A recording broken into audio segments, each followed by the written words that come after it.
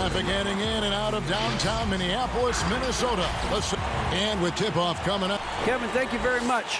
We know Rudy Gobert is ultra competitive. Thanks, David. That's David Aldridge, our NBA Hall of Famer. The starters for the Utah Jazz. Conley runs the point with Mitchell flanking him. Joe Ingles is out there with Bogdanovich. And it's Gobert in at the center, locking down the middle. And for Minnesota, D'Angelo Russell out there with Beasley. Then it's Karl Anthony Towns. And it's Okogie in at the small forward position. Now, here is Russell. Now here's Beasley. Down low, Towns. Count the bucket coming off a perfectly placed assist. Towns has got the game going here with the first basket for Minnesota. On the wing, Mitchell. Right side, Conley. Couple terrific centers in tonight's matchup here. Great pivots, but center matchups are far from traditional, it seems like, these days. No doubt about it, Kevin. Once you get into this now small ball mindset, this positionless game, I mean, you're seeing guys as short as P.J. Tucker play the 5, because listen, when you're 25 feet from the basket, if I'm 6'2" and you're 7'2", I can still guard you. So because of the spacing now, it allows you the luxury to play smaller. Minnesota with the ball after the basket by Utah. You want your bigs playing big. Rips it down in traffic. And he uses the glass on the layup. And his teammates appreciate the unselfishness. Bogdanovich willing to get it to his open guys. Here's Russell. Utah with the rebound. Inside, and the Jazz pushing it up now, and it's Mitchell with the jam. Any chance you get, you want to put yourself in a position to succeed, and that's what he did there. Great job of reading the floor, got to the rim, and made a play. Now, here is Russell. From deep three-point range. Another miss by Minnesota. Really just struggling here in the first few minutes. 5 attempts with only 1 falling. Well, if it ain't broke, just don't fix it. They keep getting it in the paint and continue to score consistently. And such a great all-around player for over a decade now. Conley is one of the class acts in our league. He is, GA, one of the best floor leaders we have. He's completely unselfish. Also, 3-time NBA Sportsmanship Award winner, and in 2019 was named NBA Teammate of the Year. Now here's Gobert after D'Angelo Russell's miss. Conley dishes to Gobert, and the rejection by Towns. And there's the shot clock violation. Couldn't get the shot off in time for the Jazz. Royce O'Neal's checked in for Joe Ingles, and it's Clarkson in for Mike Conley. And a chance there to look back at the stunning Mobile 1 block a moment ago. And early in the game, a defensive play like that goes a long way, establishing the attitude you want. Just setting the tone with an aggressive move to the rack. And where's the help defensively? No excuse. You have to be aware. He should be on your radar all the time. Gobert with the block. And that's one of Gobert's specialties, a shot blocking master. And that one good from Clarkson. The ball movement on this run has been fantastic and is a big part of why they've been able to get these good looks. Some tough offensive sets. They want to turn it around. Yeah, right now you just need a bucket to get some momentum. And there's the foul. It's on Towns. That's his first foul. And the Timberwolves making a change here. Reed's checked in, and Utah also making a switch. Ed Davis is checked in for Bogdanovich. Here's Noel. Covered by Mitchell. Kicks it out to Johnson. Pass to Culver. Clock at 6. The Timberwolves again can't hit. All the time in the world to get that one off. Back to O'Neal. The pass to Mitchell. He feeds it to Davis. Good, and it's Mitchell picking up the assist. Mitchell's got 3 assists in the game. And so it's Johnson who brings the ball up for Minnesota. Trailing here by 8. Gobert with the block. And that's out of bounds. Minnesota will retain possession. Emmanuel Mudiay's checked in for Clarkson. Here's Reed, defended by Gobert. Nice ball movement by Minnesota. Here's Layman. Pass to Noel. Just 5 to shoot. Stolen by Mitchell. Here we go, one-on-one. Here's Moutier. Lays it up and in off the pretty assist. This isn't a tough case to crack. If they want to put an end to this run, they'll need to start getting back on deep. Strong move to the 10, trying to get his guys going. Hard not to get motivated, GA, right when your teammate makes that kind of play. The problem is your opponent is making big plays as well. I'll be curious to see the response. How about the force there from Culver, making sure to finish with power, leaving no doubt with that finish. And contact on the shot, so he'll be shooting free throws here. No question he got bumped on that shot. Minnesota shooting their first free throws of this.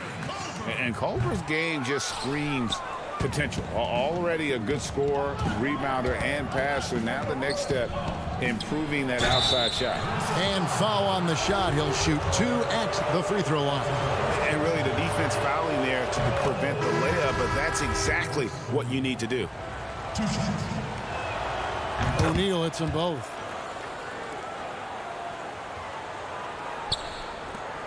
Nine seconds left to play in the first. Here's Culver, and the layup falls. Culver's got 7 points. I'll tell you, Culver has an array of moves once he gets into the paint. And we reached the end of the first quarter. Utah out in front, up by 5. And we'll get the second quarter underway on the other side of this break. And for those of you just tuning in, the second quarter of action is where we're at right now. And from what we've seen from the Jazz so far, what's your take? Well, they've been aggressive from the beginning, particularly on the offensive end. And that has helped them build an advantage here, playing with good focus and good energy. And now, brought to you by Gatorade, all fueled up and ready to go. Let's reset our lineups. And so in the game for the Timberwolves, we've got Malik Beasley. He's out there with D'Angelo Russell, and it's Reed in at the 5, home in the paint. Now, here is O'Neal. Shot clock at 6. Out to the right wing. Gobert against Beasley. And he gets the whistle. 2 free throws coming up. And to begin his career, teams happy to send Gobert to the free throw line. His free throw shooting has been a focus. Juan Hernangomez, he's checked in for the Timberwolves. Michael Conley, he's checked in for Utah. And there's a lot of talk about Gobert's rim protection, but his rebounding is every bit as important on the defensive end. Yeah, that's finishing off defense. Once you force them to miss, you don't want to allow second chance opportunities. Rudy Gobert averaged over 10 defensive boards a game last year. That was the best numbers of his career and top 3 in the league. Now here is Davis. After D'Angelo Russell's miss, here's Gobert. Lays it up and in on the nice reverse. Nice job by Rudy Gobert. What concentration on that shot by the big fella. Timberwolves trail by 8. Right side Russell. Cans the shot with nobody near him. Terrific play. This is why you run your offense through him and live with the results. Moutier finds Davis. The shot, no good. And Minnesota will come the other way. Russell passes to Okogie. Ingles with the rebound. Utah leading by 6. The drive by Gobert. Right side Davis. Knocked away. Conley dishes to Davis. Back to Conley. Moutier pass to Gobert. 2 minutes now played in the second quarter. Here's Russell. The jumper from the free throw line is good. Russell's got 4 this quarter. A quick-minded player. Russell can adapt to defenses and put the ball through the hoop. To the inside. And now the Timberwolves on the break. Russell's running. The high post shot. And that one is off. And that is the exact type of opportunity this offense is looking to create. You know, if you get the ball to the right guy in the right spot, more often than not, you're coming away with points.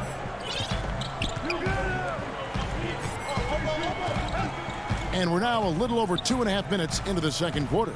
Here's Russell, passes it to Reed. Rebound, Utah.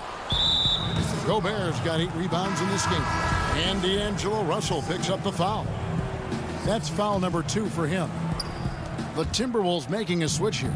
Towns is checked in, and Utah also making a switch. Bogdanovich is checked in. Here's Russell. Another shot. 2 free throws coming up, and they call the shooting foul. It goes on Ed Davis. And you got to like Towns being assertive there. When he plays like this, it really makes the defenders uncomfortable. A different look for Utah. Royce O'Neal's checked in for Davis. Clarkson comes in for Emmanuel Mudiay. And it's Mitchell in for Mike Conley. Over to the wing. Here's Ingles. Lays it up off the glass. Ingles has got his first bucket in this one.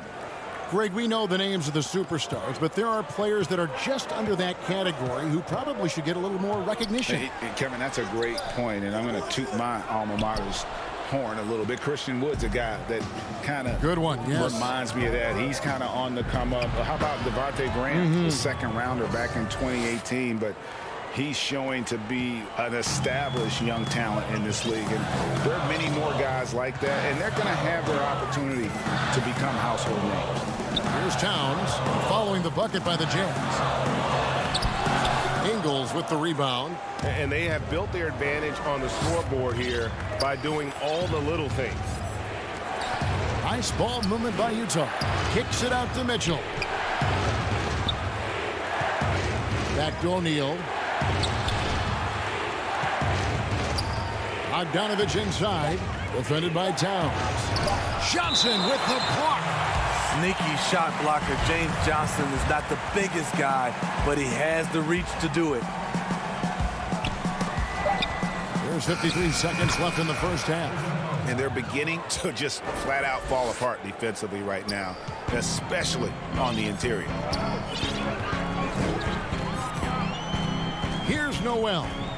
And stolen by Bogdanovich. And here's the fast break. Clarkson leading the way. And Bogdanovich throws it down. Yeah, the length and height of Bogdanovich is impressive. Outstanding at slamming it down there when he got the chance. And with that, the Utah lead is cut down now to just 10 points with that basket from Karl Anthony Towns. Pass to Clarkson. To the middle. It's tipped. Towns with the steal. And now the Timberwolves on the break. Banked in off the glass. Towns has got 8. How about the recognition from Culver? Terrific at realizing when the defense has broken down. Ingles finds Bogdanovich. The shot's good on the assist by Ingles. And if you look at this first half, overall, they've just had the better shot selection. What they have done is ran their plays all the way through until they get something they like.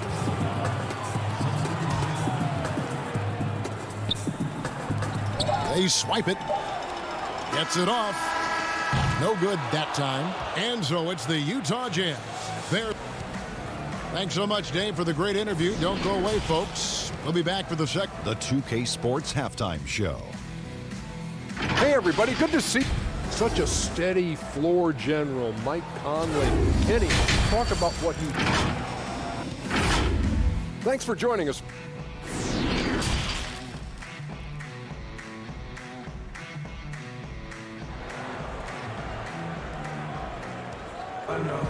And after a very lopsided first half, we'll see if things play out a little more evenly here in the second. Bojan Bogdanovich with a strong contribution so far in this one. Yeah, and early on, he has been feasting in the paint, and you have to think they're going to keep feeding the big fella. Why go away from something that's working? Force the defense to prove that they can stop it. So on the floor for Utah, Mitchell is the 2 with Ingles at the 3. Gobert is out there with Bogdanovich. And it's Conley in at the point guard position. Towns with the bucket. And you see Big Cat that has the size and coordination. Hard to bump him out of his rhythm. Mitchell kicks to Bogdanovich.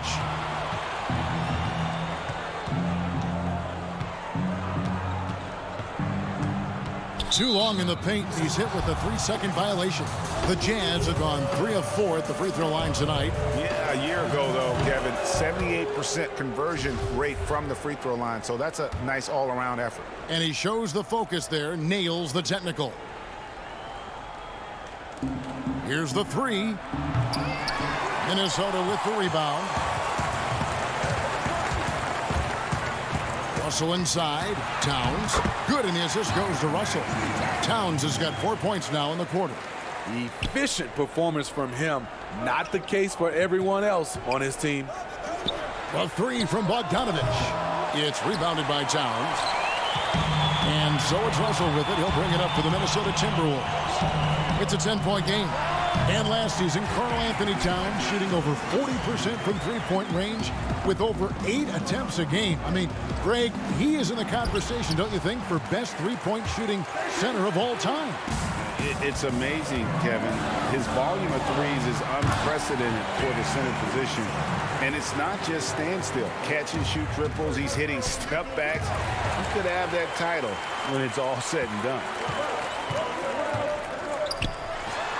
Pulled the shot a little left, but the bounce goes his way. Russell's got 10.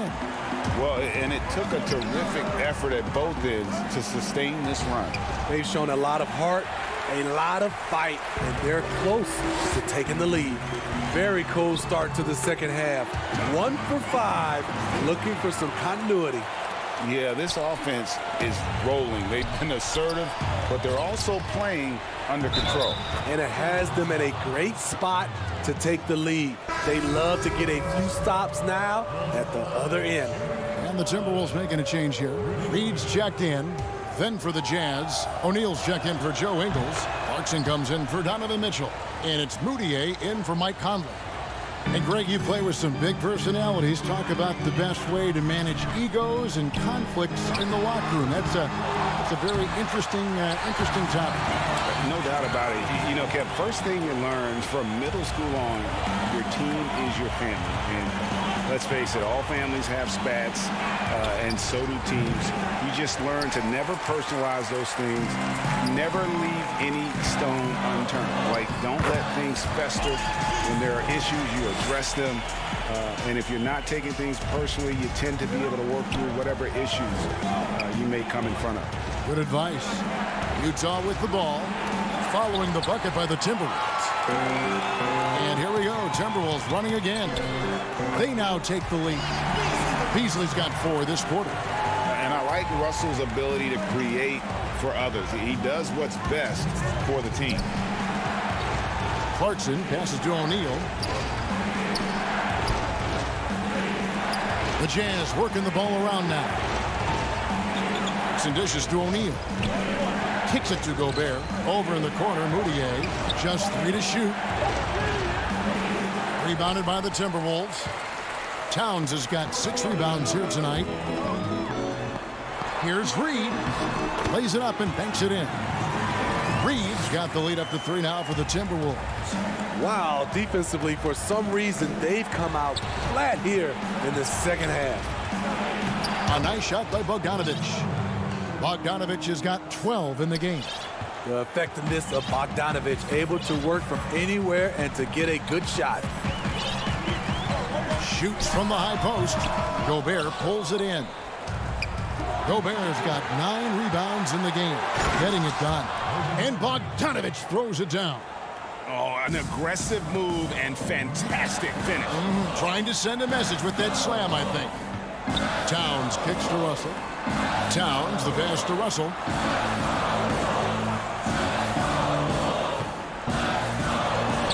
And he gets the friendly spin, and that one drops. He's got 12. And you like to see since the half now, he's finally starting to come around. Back to Bogdanovich. Now the pass to Gobert. Out left to the wing. Now, here's Clarkson.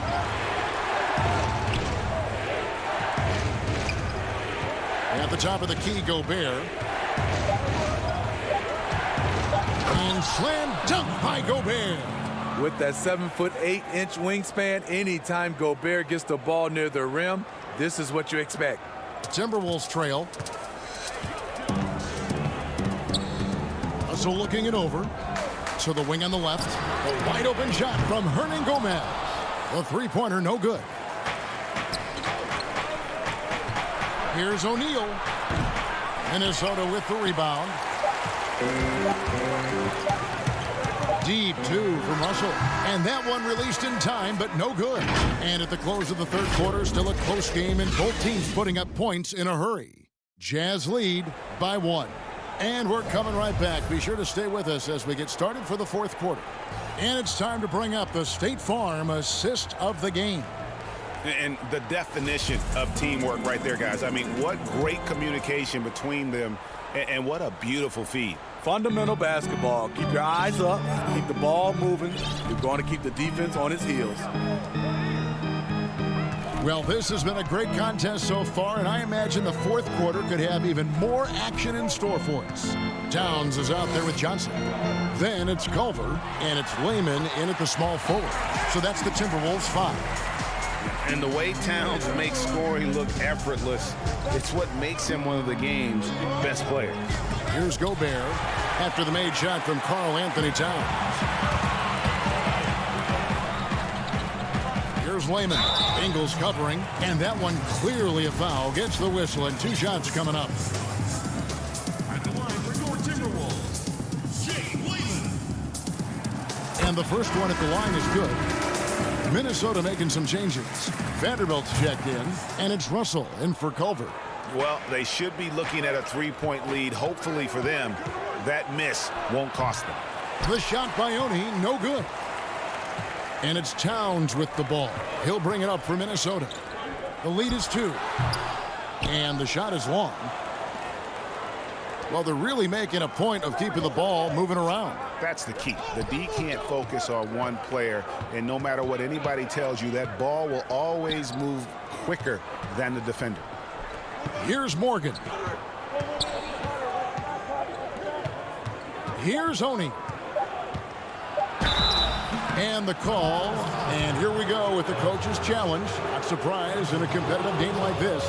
And he's disputing the personal foul call.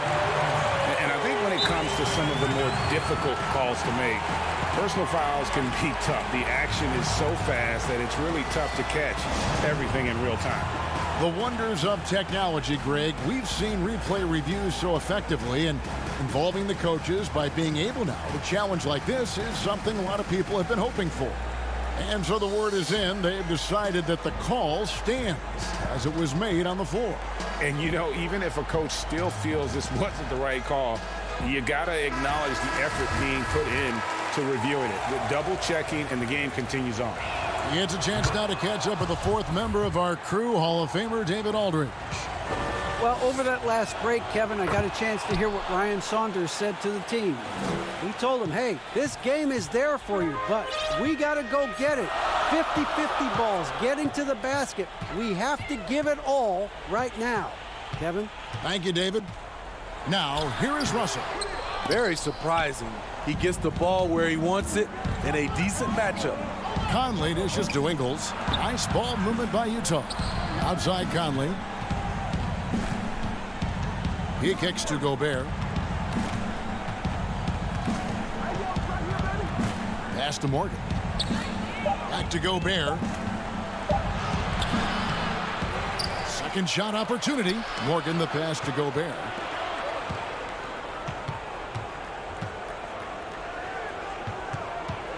Pass to Morgan. Oh, the lob to Gobert. Stolen away. Nice job to interrupt the alley-oop attempt there. And the slam dunk by Johnson. You love to see it. Biggs giving that kind of effort. Johnson running the floor with energy. He'll do anything to help his team. Oh, just solid on the one-handed slam. And guys, when it's a tight ball game like this, he's the guy they want with the ball. Here's Russell. Unable to get that one. And it's Utah the other way. Conley, the pass to Oni. Conley left side. Pass to Oni. Ingles with the ball. 5 on the clock. And the ball goes out of bounds. Last touch by Johnson. Both teams will make substitutions.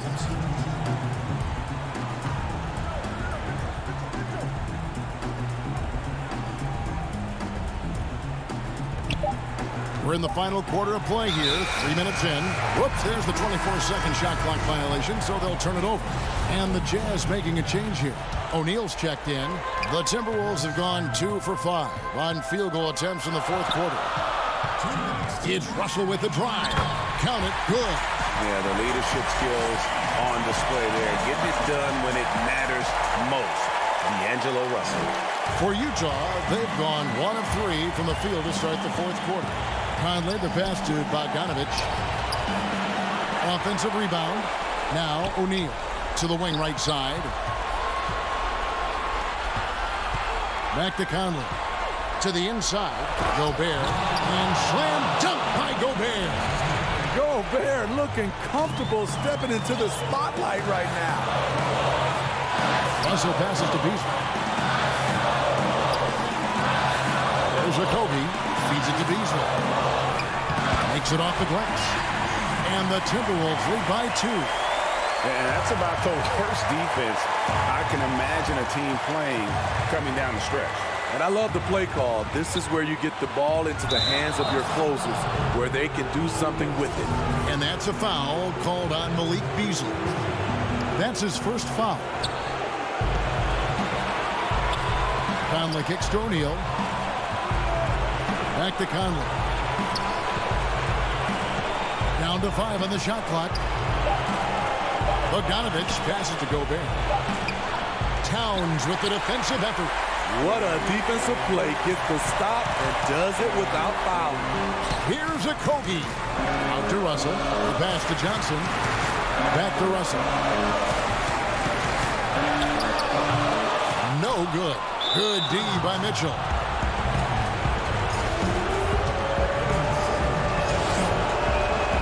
Good on the first, and that narrows the gap to 1. He's a great defender. He's improved his scoring. Rudy Gobert has put a lot of work into his body and game. Yeah, nice there. He does not waste those opportunities. Just what they needed with this game still in doubt. Now, here is Russell.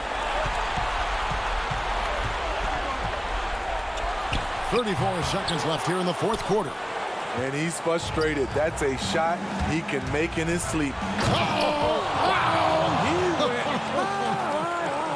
That was nice. Big-time basket at a big-time moment.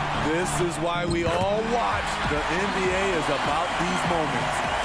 Unreal. Big Cat, one of the game's great scorers, also deadly in the clutch. It falls! And they still have a foul to give at this point. And so Conley will bring the ball up for Utah. Here's Mitchell. It's off. Now Russell.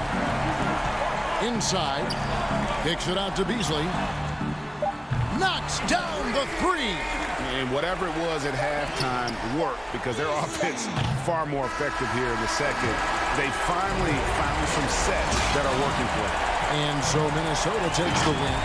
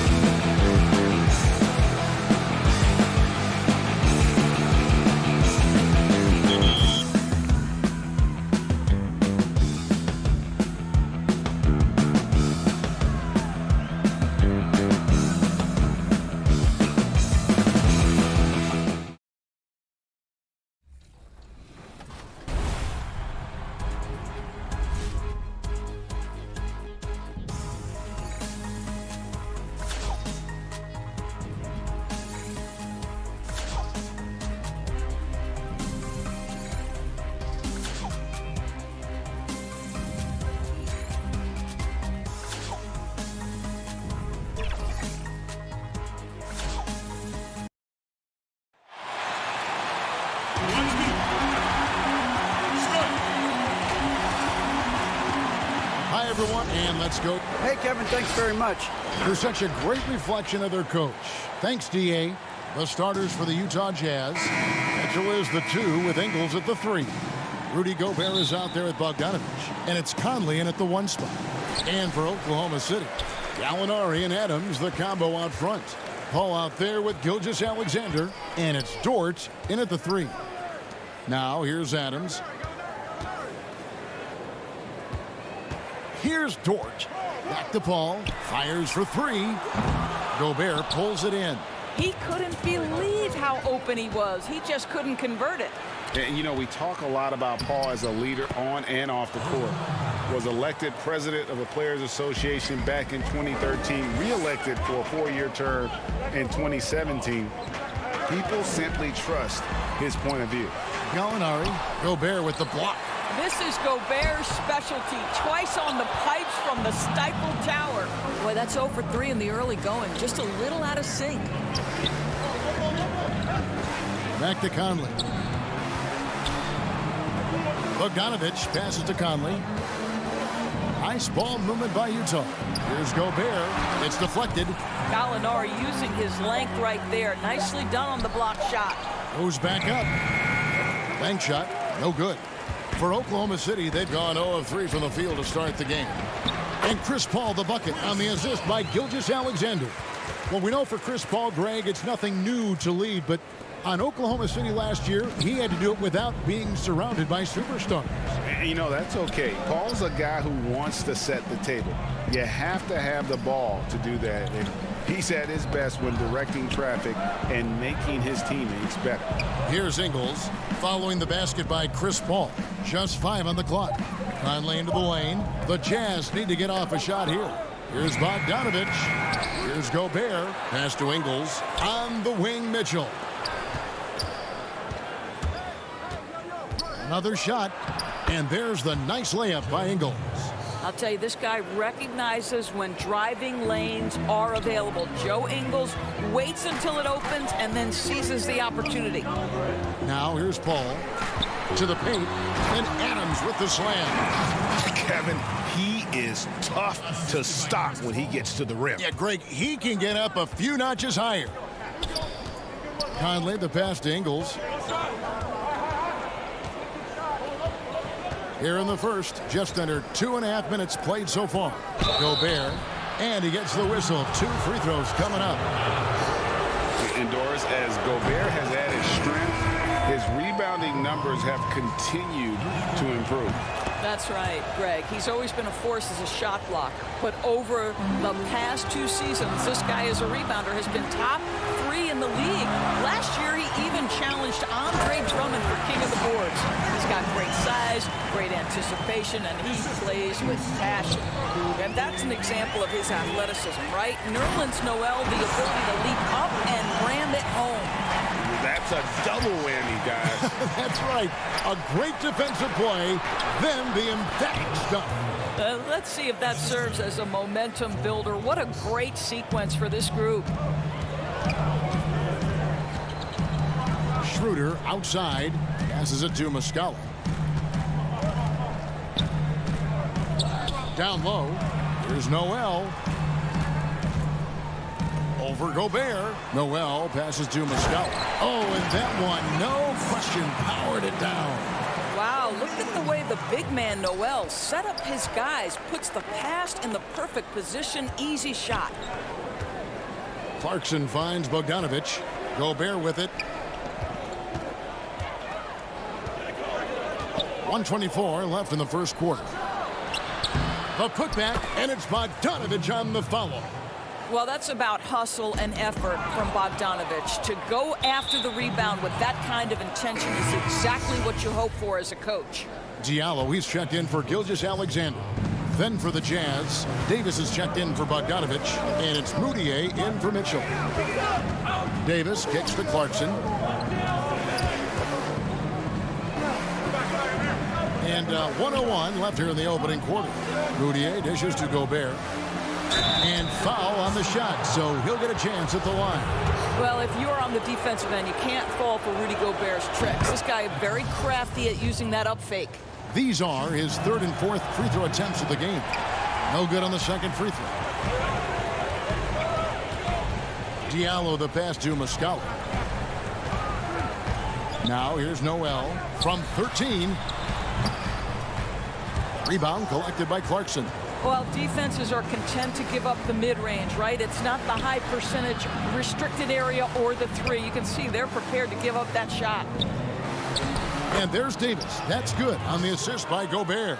Well, Rudy Gobert stands 7'1", and he's an unselfish guy. It puts the pass on the money. Schroeder kicks to Ferguson. Shot clock and game clock separated by less than 6 seconds. They grab their own miss. Utah leading by 3. Now here's Moutier. And here is O'Neal. Back to Moutier. The pass to O'Neal. And here's Clarkson. Utah shooting their 5th and 6th free throws of the game. And the first one drops. The one thing with Clarkson, sometimes he can get a little out of control. And he does a tremendous job creating offense and putting himself in a position to attack. Probably as close to a sure thing as you can have at the free throw line. And that concludes the first quarter of play. Jazz lead by 5. 2K Sport. Venom. When it comes to the art of providing leadership, CP3 had... The guys on the team already tell me. Well said. He does a great job of keeping everyone involved and on the same page. And Kevin, he practices what he preaches. He plays the right way and motivates his teammates to do the same.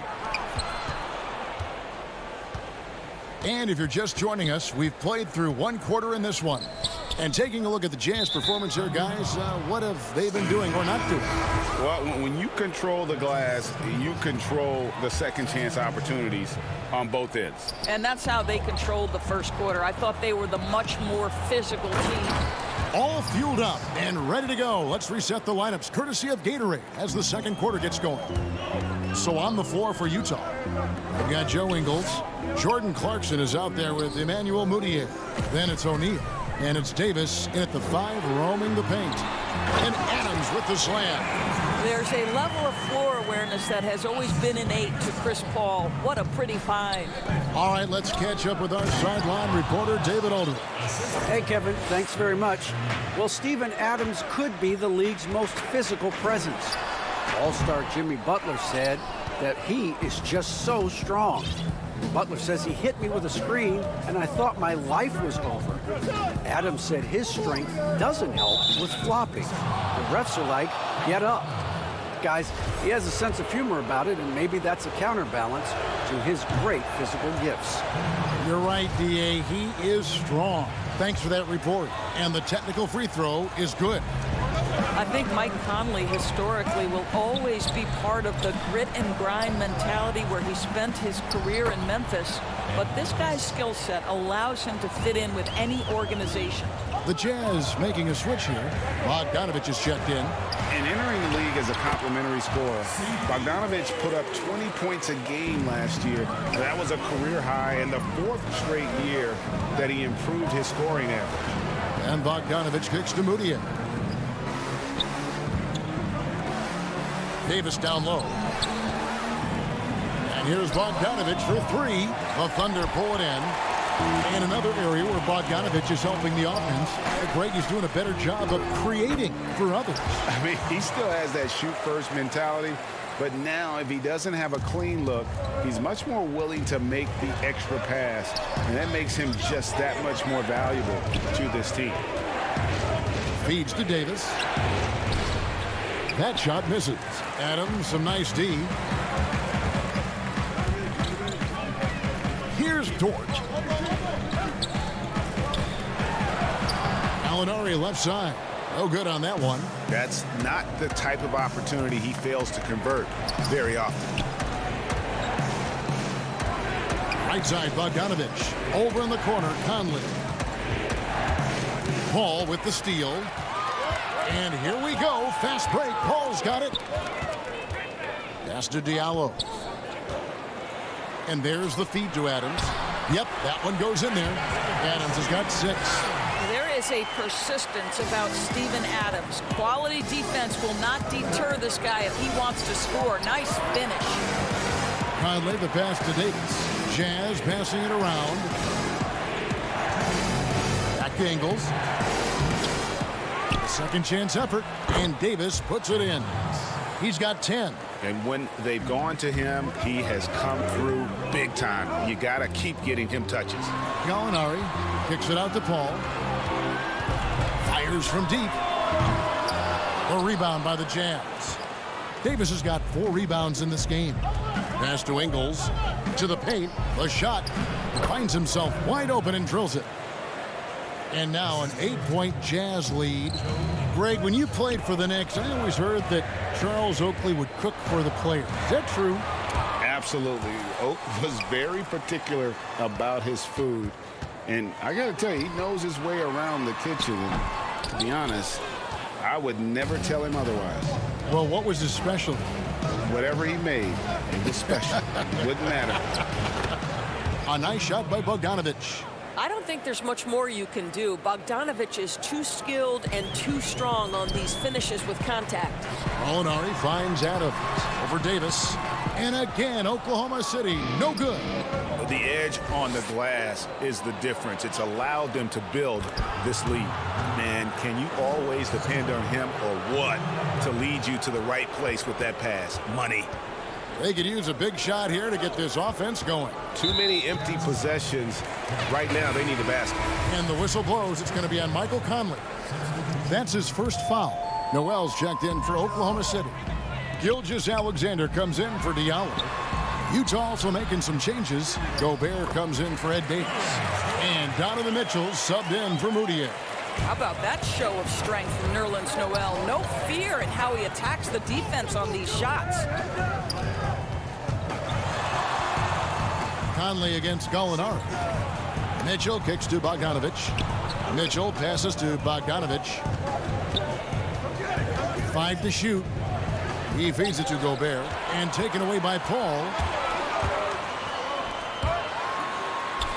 And a great assist by Gilgeous-Alexander as that one goes in. Gilgeous-Alexander's got his 4th assist in this one. And it's Conley penetrating, and the rejection by Noel. We know Noel is a superb shot blocker. All right, thank you, David. And folks, don't go away. After the break, we'll see you right back here. It's the 2K Sports Halftime Show. Hello again, everyone. Utah found themselves in a close game in the first. At the end of one, they were able to end up. That's all for now.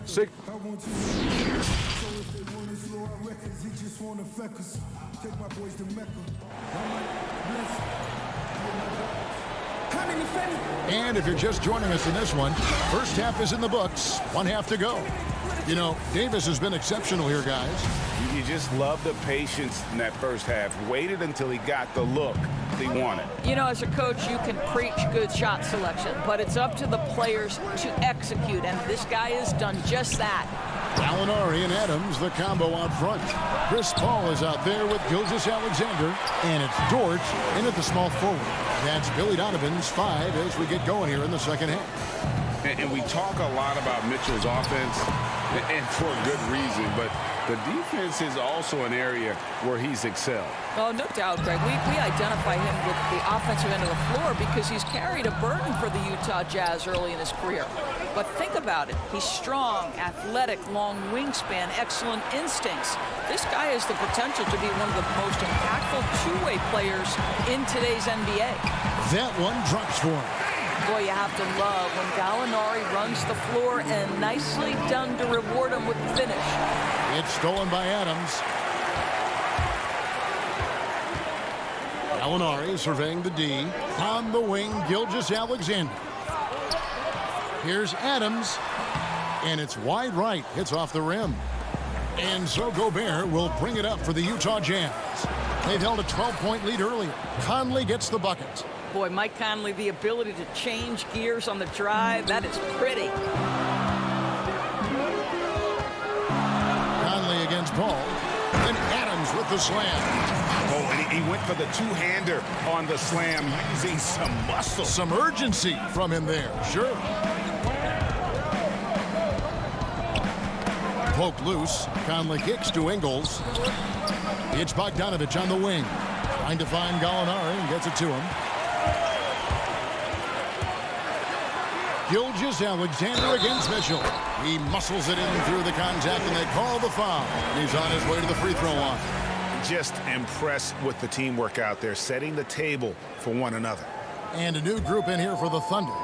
Mike Muscala is checked in for Steven Adams. Noel comes in for Gallinari. Ferguson's checked in for Shea Gilgeous-Alexander. And Dennis Schroeder subbed in for Chris Paul. Royce O'Neal's checked in for the Jazz. Clarkson comes in for Michael Conley. Diallo, he's checked in for the Thunder. That's his second personal foul. Now in the lineup for your Thunder.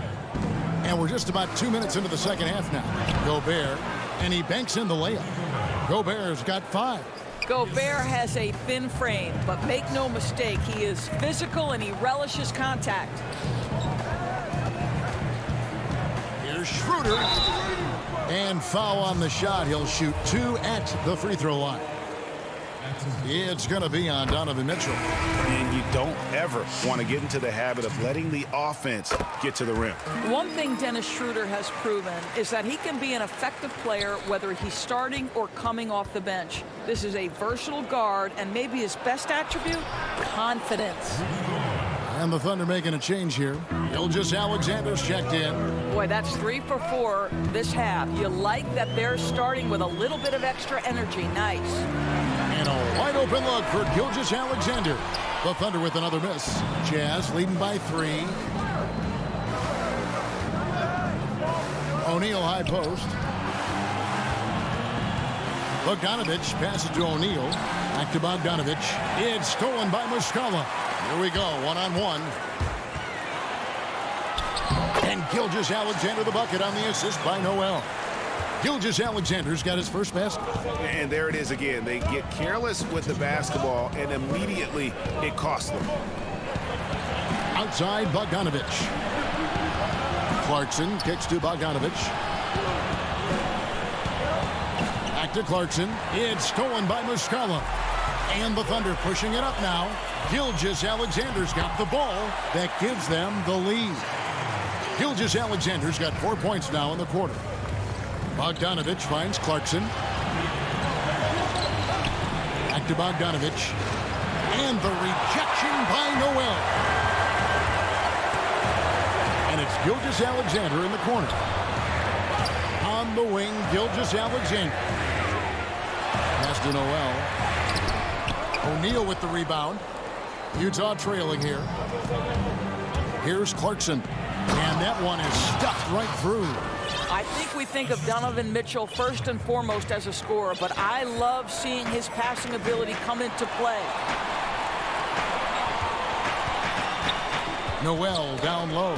He's covered by Clarkson. Stolen by Clarkson. Stolen away. Ferguson, the pass to Noel. The shot missing. Gobert with the defensive effort. And that's a foul called on Shea Gilgeous-Alexander. That's his first foul. And Utah making a change here. Ingles is checked in. Passes to Clarkson. Feeds to Gobert. Laid in with a nice touch off the glass. Gobert's got 9. Boy, I love to see Rudy Gobert score despite the contact. This guy is showing off some big-time strength right now.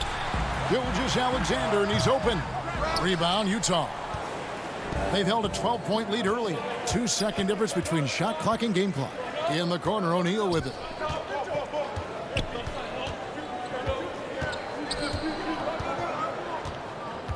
The pass to Gobert. Clarkson on the wing. 6 to shoot. 8 feet away. That's tipped. And it's out of bounds. The Jazz able to retain possession here.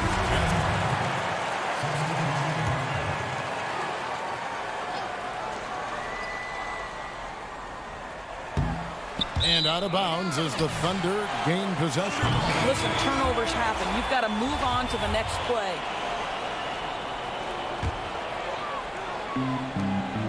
Just 4 seconds left in the third quarter. Well, you think because of his frame, it would be easy to knock Chris Paul off balance, but this guy has concentration and tenacity. Really good job keeping his focus. 3 quarters of play in a close game here. Jazz out in front. They lead by 1. 2K Sports back in a moment here in Oklahoma City. Well, what a terrific game it's been so far, with this fourth quarter sure to bring more pressure-packed basketball. And so it's Gallinari with it. He'll bring it up for the Thunder. They trail by 1. And Utah looking at who they've got to start the fourth quarter. Inside, we have Ingles and Gobert. Jordan Clarkson is out there with Conley. And it's O'Neal in at the 3, the small forward. Well, Chris Paul is an elite shooter. The efficiency is there, especially in the catch-and-shoot game. And Chris Paul picks up a foul. That's his first foul. And the Thunder making a switch here. Dort's checked in.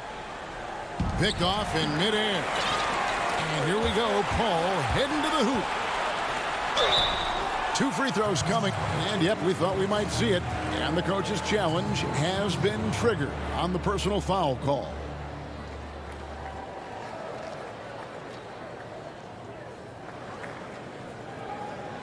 And this is the time now where the officials can review in closer detail what constituted the original personal foul. Getting a different angle can sometimes make it a lot easier to determine. Greg, indeed, and the one thing with replay review is that when you see the slow motion replays, you really get a new appreciation for just the immense speed at which these players are moving and how fast the action really is and how hard it can be sometimes, you know, Greg, to make the right call. And so the word is in. They've decided that the call stands as it was made on the floor. And, you know, even if a coach still feels this wasn't the right call, you got to acknowledge the effort being put in to reviewing it. The double checking, and the game continues on. On the sideline, let's catch up with Hall of Famer David Aldridge. During that last break, Kevin, I got a chance to hear what Quinn Snyder said to his team. He said, "This is what we play for, fellas. Let's knock them on their heels right out of the timeout. Show them how much you want it. Go get it." He really is fired up about this game. Thanks so much, David. Pass to Dort. Oklahoma City moving the ball around. Gallinari in the corner. Misses the 3. Not his best game, but they're still getting it done collectively. O'Neal against Paul. O'Neal gets to Conley. Oh, that's offensive interference.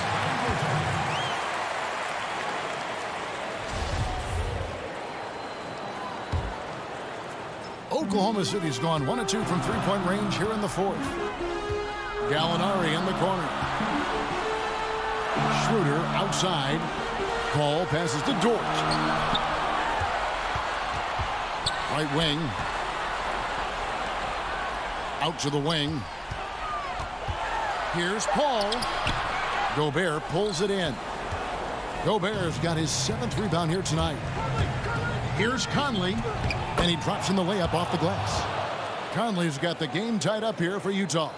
Quick job of getting up the floor and creating early offense. You don't give the defense any chance to set up. Sometimes you just love an easy look. Boy, he won't miss many from that spot. The defense gets lucky there. Finished off the break. And it's 7 points for Conley. If there's an opportunity in transition, Mike Conley will seize it. Well done for the easy one. Paul passes to Adams. Doesn't get it to drop for him. That's the kind of D you need when he's got the ball near the hoop. They were all over. Here's O'Neal. A three-pointer off the mark. The Thunder have gone 1 of 5 from the field here in the fourth. A lot of misses, just the one make.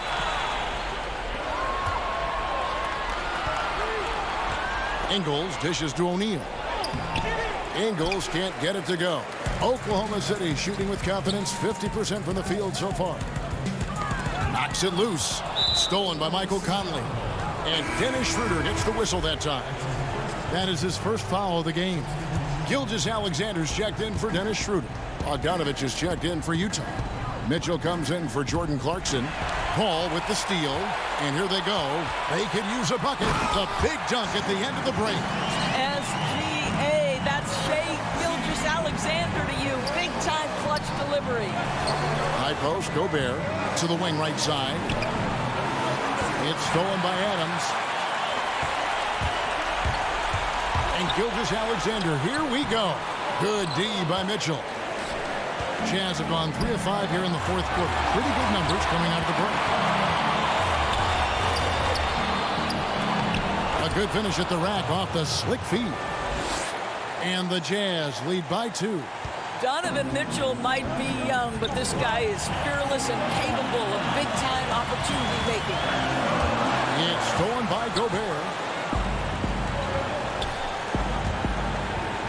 And it's Conley that time on the assist by Mitchell.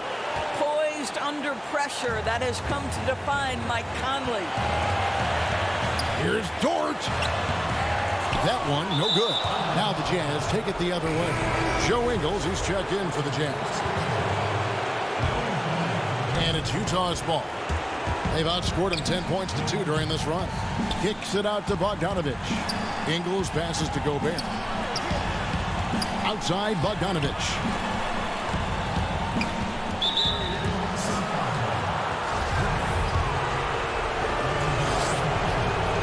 He hits the first one, and that puts them up by 5.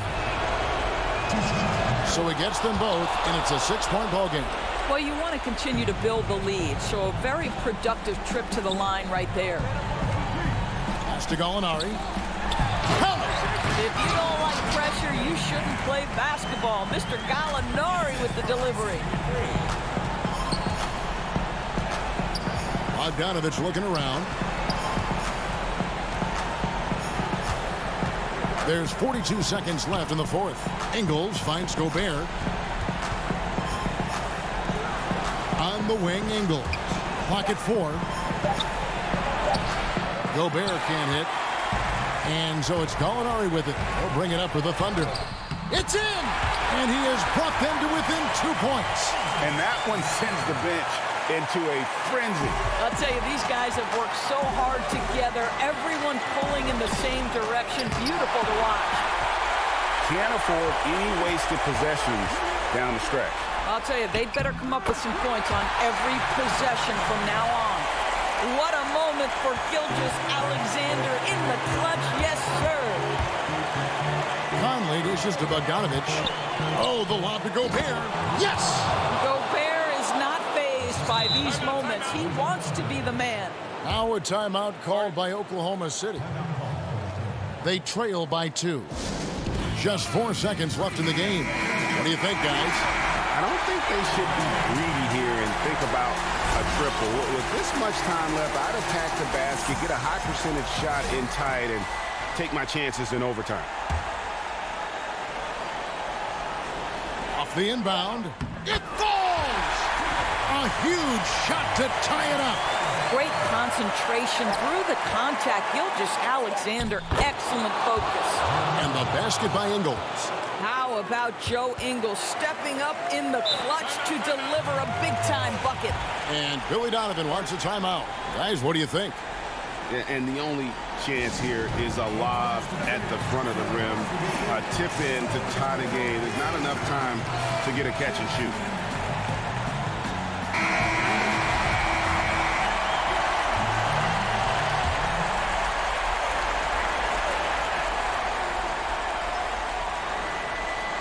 And stolen by Bogdanovich.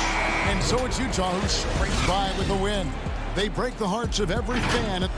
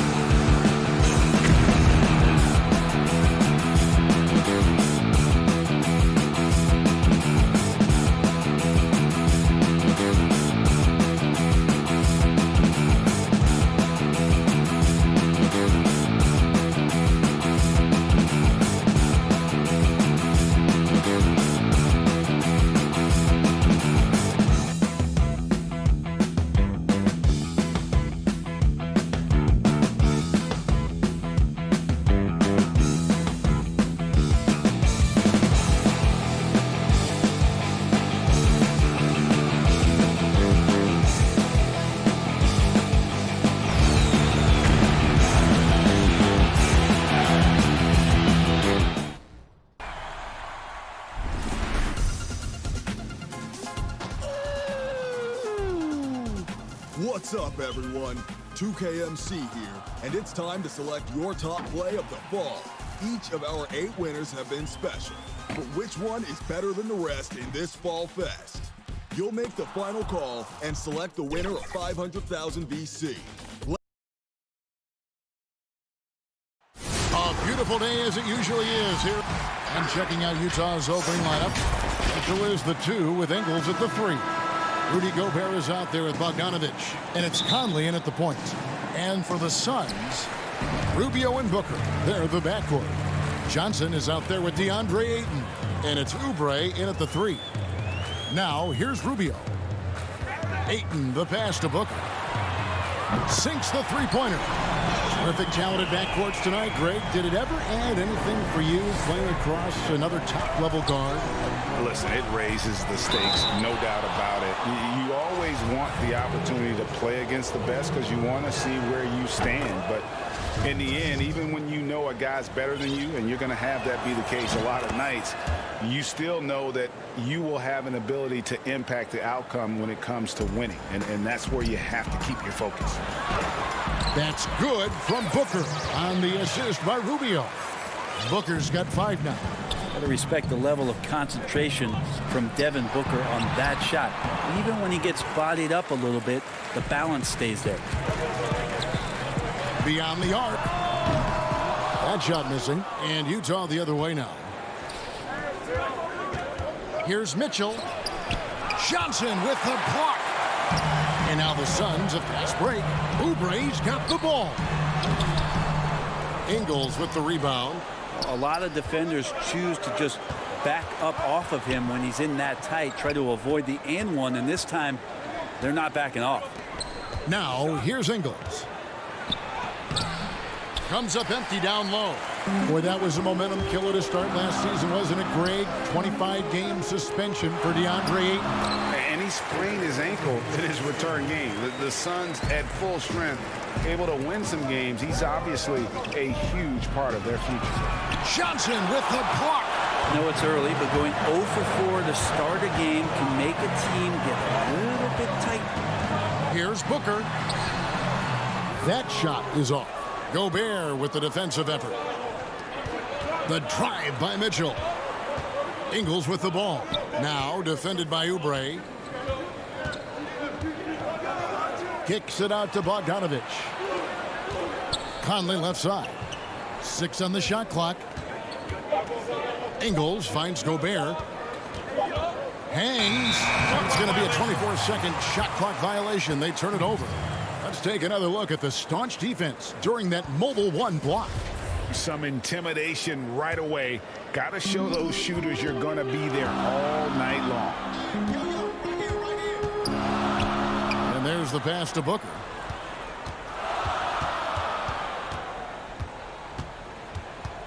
Stolen by Mitchell. Oh, and here comes Conley all alone. And there's the whistle, called a clear path foul there. Yep. And he'll shoot 2 at the line. The Jazz shooting their 3rd and 4th free throw attempts of the game. And just to mention, a season ago, they were very comfortable at the line, hitting about 78% of their free throws. So for the Suns, Aaron Baines, he's checked in for DeAndre Ayton. Saric comes in for Johnson. And it's Bridges in for Oubre. The Jazz also changing it up. Royce O'Neal comes in for Joe Ingles. And it's Clarkson in for Donovan Mitchell. Here's Booker. Michael Conley making his last shot. Phoenix no good that time either. And you don't want to give up that kind of look too often.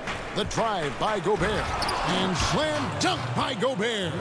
And when Gobert's making a move to the bucket, it's best to just stay out of the way. There's a lot of momentum behind the big fella. Booker. And that one drops for him. Booker's got 7. Uncovered at the rim, finding cracks in the defense here early on. Just really smart basketball and exploiting whatever holes that he's seeing right now in the defensive squad.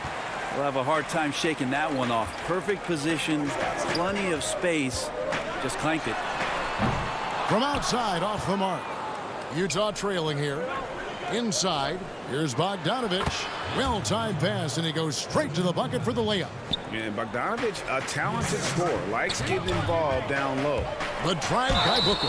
And the basket is good, and he's got a chance here for one more at the line. That's just tremendous scoring instinct. So fun to watch him work in the half court. So for the Suns, Frank Kaminsky comes in for Aaron Baines, and it's Carter in for Ricky Rubio. Davis is checked in for the Jazz. Moutier comes in for Michael Conley. Now here's Bogdanovich. And it's a defensive 3-second violation. And Bones, Devin Booker capable of big nights. One of just a few players with multiple games of at least 59 points. Well, he's always looking to put pressure on the defense, and he's got such a wide array of skills. Not only shooting the basketball, but has shown off more of his patience and playmaking ability as he moves through his career. And Phoenix making a change here. Jerome is checked in. And that's how to make an impact with defense. Once the steal is made, you know they're going to be scattered. Back to O'Neal. Three-pointer. One up, one down. 2 points with his first shot this game. And they don't want to get in a habit of giving him open looks from three. First quarter still, but not who you want to leave open. Here's Jerome.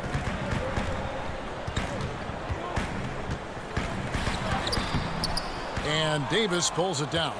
The Jazz have gone 4 for 9 from the field to start this game off. Trying to get open is Bogdanovich. Moutier with the basket. Muscle of Moutier, solid at gutting the defense there despite their efforts. Pass to Jerome.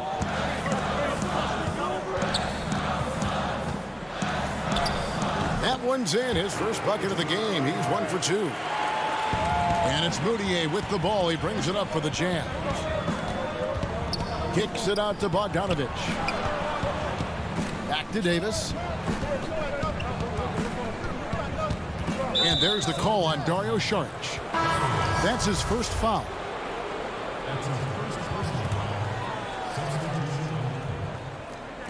5 seconds left to play in the first quarter. Here's Davis, and there's the call by the official. They'll count the basket here following the goaltending call. Now here's the guy who has all the tools to be a threat inside. Davis still searching for his offensive consistency. And at the end of one, both teams putting up some points. Jazz lead by 2. 2K. Never felt my place in the crowd, so I stay from the crowd. Some good action already in this one, but a fairly even matchup after the first quarter of play. What do you guys think about the Jazz here in this one? Yeah, in that first period, they looked to push in transition at every opportunity. It felt like they knew that there were openings in transition and just wanted to keep trying to feed that, get out quick. On the floor for Utah, getting going here in the second quarter. Mitchell is out there with Moutier. Then it's O'Neal. And it's Joe Ingles. And it's Davis in at the center position. It's intercepted. Here's Carter. His second shot goes in, off to a good start, 2 for 2. Well, they're trying to take command of this game, but it's been competitive so far. Yeah, everybody trying to get away from one another, and the threads are keeping them close. This has been highly competitive. Go into the rack with energy, and the D afraid to cut him off. Yeah, got to chalk that one up to some shaky defending. There's some ways to get your coach's attention, and that draws the coaching staff's ire. Here's Davis. Back to O'Neal. Jazz passing it around. Ingles finds Moutier. Johnson, he's checked in for the Suns. Gobert, he's checked in for the Jazz. Greg, you've always said to have a winning team, you need franchise players. Talk about the specific qualities you look for in those superstars that can catapult a team to greatness. It's a great question, Kevin.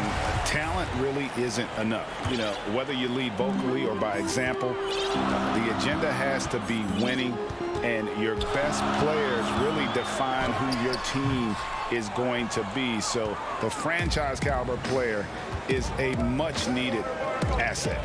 And stolen by Booker. Fast break, here come the Suns. Stolen by Michael Conley. Mitchell kicks to Davis. Out to Conley.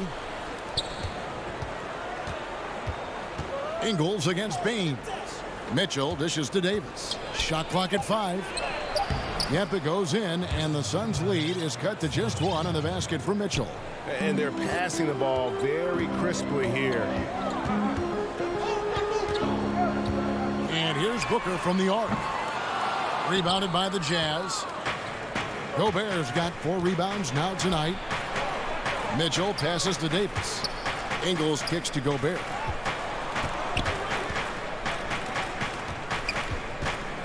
Right side Davis. Back to Gobert. And that won't go, missing the go-ahead bucket. The Suns have gone 3 of their first 5 shots to drop here in the second quarter. The basket counts and 1. He'll go to the line with a chance to make it a 3-point play. Some of the greatest shooters in the game always talk about being on balance. Booker does a great job there. Keeps his eyes on the prize. Catching up on the changes for Phoenix.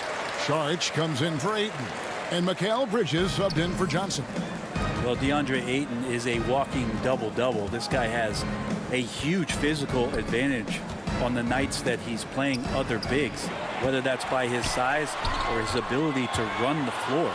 And if he comes out with an aggressive mentality, he could really punish some teams throughout the course of the regular season. He's got a lot to do with the position that they're in. A very smart offensive performance tonight from him. Moutier pass to Morgan. Here's Gobert. He hits it from 9. Gobert's got his second bucket. And some think that Ayton has a chance to be in a class with some of the great big men we've seen, be it Ewing or Robinson, Hakeem. I mean, those are very lofty standards. Brent, how does he get there? It's a great question. I think when you talk about it, Kevin, you got to look at the defensive end.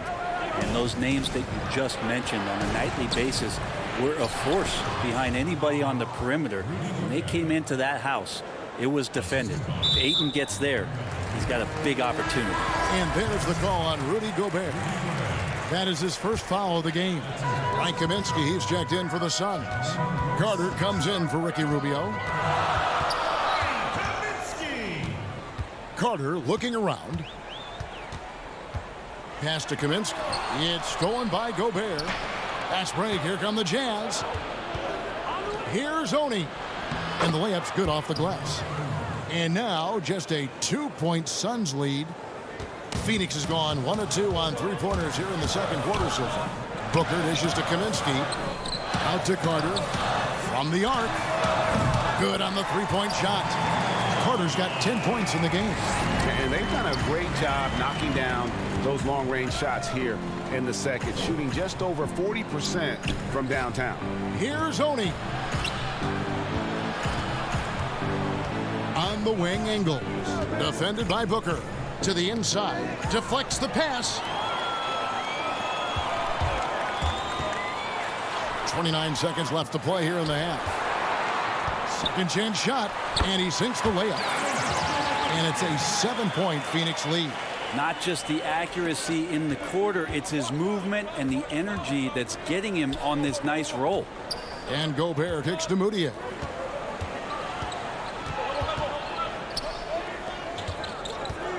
Back to Ingles. Over to the left wing. Passes it to Gobert. From deep. And so it's the Phoenix Suns. Thank you, David. And we'll be right back after halftime to start the third quarter. See you in just. And now, the 2K Sports Halftime Show. Hello again. Devin Booker putting in some incredible work. He ended up with 17 points and 1. Thanks for joining us, folks. We're now just a few minutes.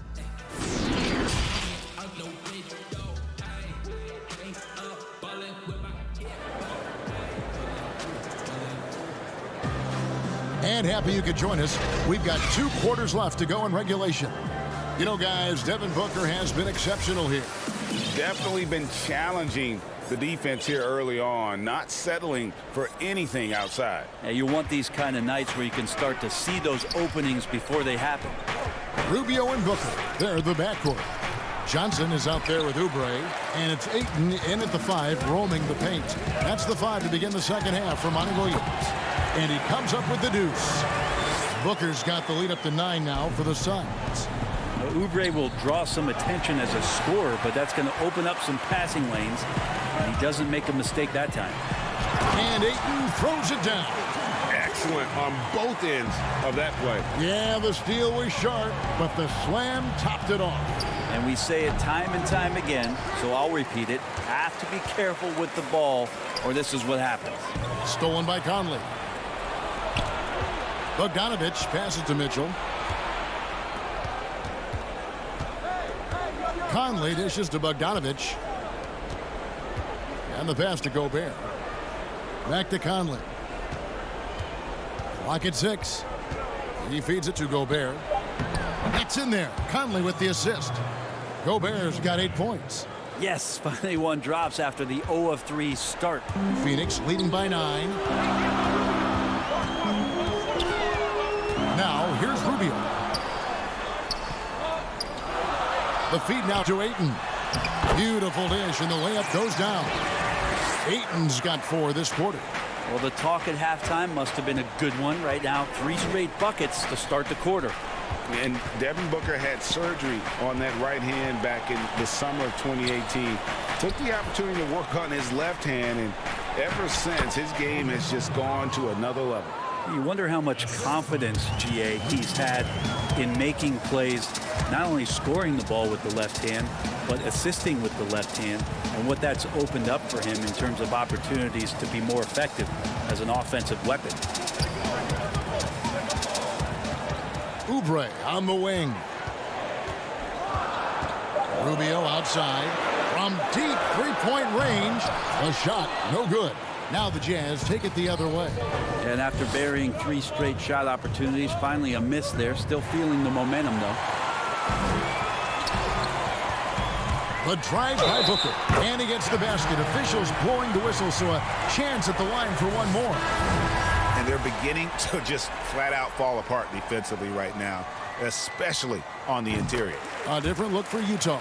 Davis is checked in for Gobert. O'Neal comes in for Joe Ingles. And it's Jordan Clarkson in for Mike Conley. Kicks it out to Bogdanovich. Jazz passing it around. Pass to O'Neal. It's Bogdanovich on the wing. Lets the 3 fly. Rebounded by Kaminsky. Just enough coverage to bother that 3-point attempt. A nice shot by Booker. Huge night for Booker, and reminiscent maybe of the night in Boston.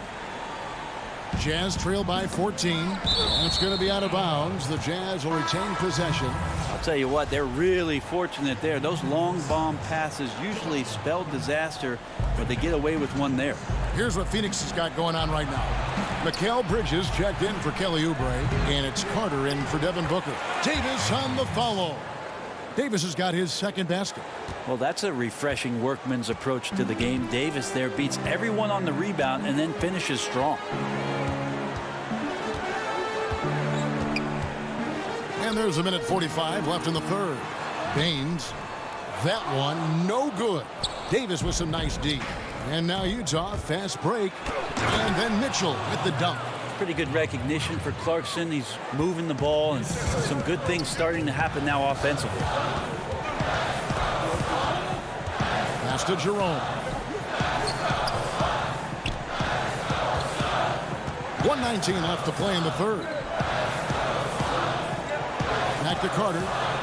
From 18 feet away. And a little luck that time, but it drops.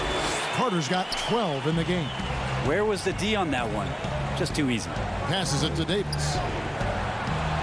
And dishes to Davis. Out to the right wing. Back to Bogdanovich.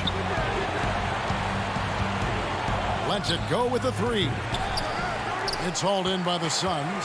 Well, even though he misses that one, the defense has got to talk about that. And that's a bad miscue. And you can't give up looks like that all game long. Baines against Clarkson. And Baines kicks to Kaminsky. There's the pass to Bridges. Over to the wing. And they force the shot clock violation. Great D. Gobert, he's checked in for the Jazz. Jazz trail by 12. On the wing, Mitchell. Defended by Carter. The Jazz again can't hit it. This has not been a good quarter right here. Shot has been off the mark, and now it looks, Kevin, like he's pressing a bit. Here's Baines. That one falls, coming off Carter's feet. Baines has got the lead up to 14 now for the Suns. To the middle, here's O'Neal. Takes the assist and lays it in. Picked out the pass nicely. He's got 7. I love Bogdanovich's ability to put the team first. When he sees one of his guys open, he's a willing ball mover. And so it's Phoenix enjoying it. And it's time now to bring you our State Farm assist of the game. And definitely deserving of the prize tonight. How about the read he made here? Looking like a point guard, putting the pass right on the money. So helpful to the offensive versatility when your bigs can create, freeing everybody up, and that cut was wide open. And there have been 2 very different performances from these teams today as we get going in quarter number 4. And Utah looking at who they've got to start the 4th quarter. They've got Gobert. Clarkson is out there with Conley. Then it's O'Neal. And it's Bogdanović in at the 4. Loads it up for Rubio. Oh, a nice defensive play to disrupt the alley-oop. Pass to Clarkson. Kicks to O'Neal. Bogdanović left side. Down to 5 on the shot clock. Gobert double teamed from deep. And it's Ayton with the rebound. And so Ayton will bring it up for the Suns. Leading by 12. It's good. Greg, as a young player, one of your mentors was Patrick Ewing. How valuable was that to have that kind of guy tutoring you, mentoring you as you were just getting in the NBA?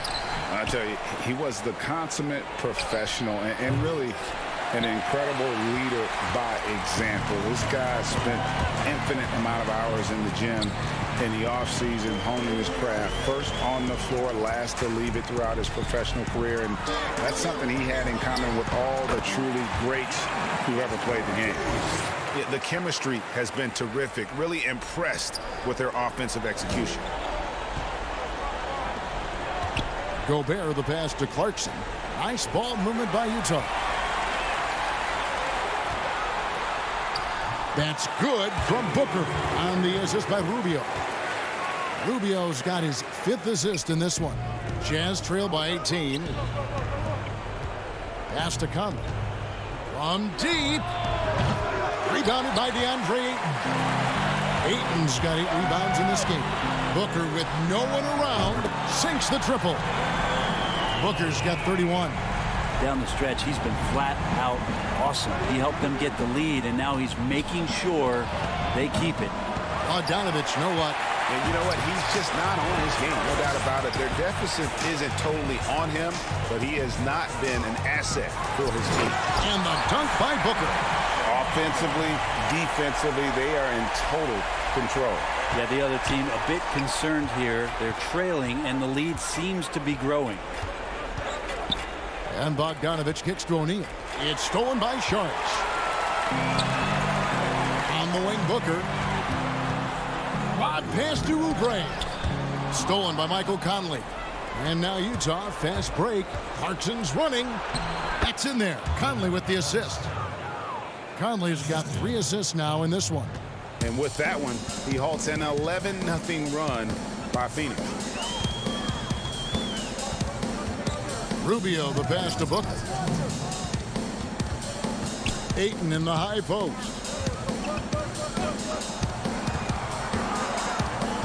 4 on the clock.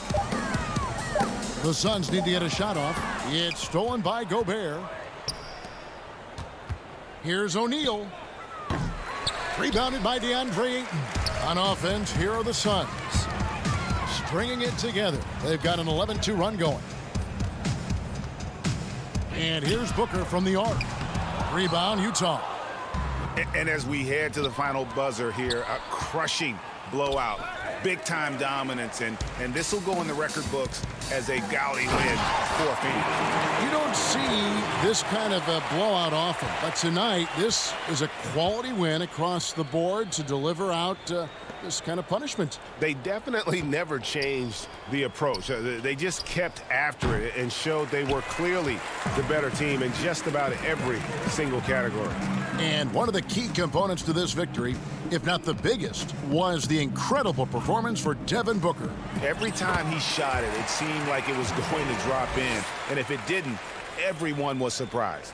Making every effort to put this game on ice. You love that the guys are staying aggressive late in this ball game, just not wanting to let go of the rope. They are in complete control. This is the ultimate definition of the zone. Everything they've done has worked. You know, he's usually very reliable from out there, but tonight it's just not going down. Outside Conley. O'Neal passes to Gobert. And there's the defensive 3-second call. One shot. And he shows the focus there, nails the technical. And Bogdanovich is a confident, efficient player, a guy who can play either the 2 or 3 spots on the floor. Good on the triple. And here's Phoenix. They're on a 15-6 run. Here's Akobo. Pass to Jerome. So it's the Suns winning easily here. They poured it on tonight. Dominant showing in front of the crowd.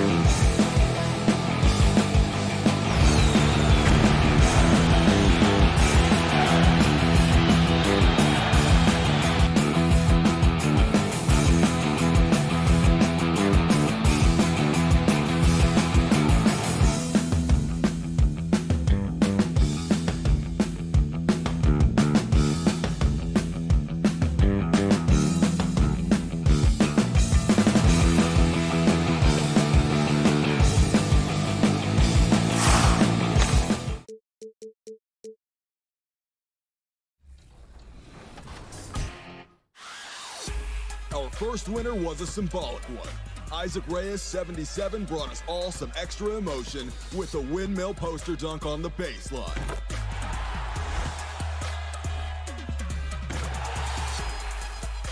From episode 2, Folksnam 219 was your selection.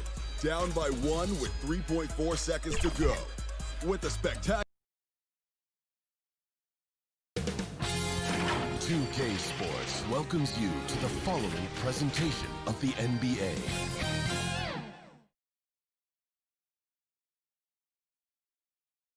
At home in Utah, the Jazz never fail to go out of their way to look good and their best. Here was their entrance to the arena earlier on, and nothing tips off a... Hey, Kevin, thanks for... The Jazz, like Memphis, willing to grind. Thanks, D.A. And checking out Minnesota's opening lineup. We've got Malik Beasley. He's out there with Russell, and it's Okogie in at the 3. And for Utah, Conley and Mitchell, the talented backcourt pair. Joe Ingles is out there with Bogdanovich, and it's Gobert in at the center position. Bogdanovich dishes to Gobert, and here's Ingles outside. Hands it from downtown.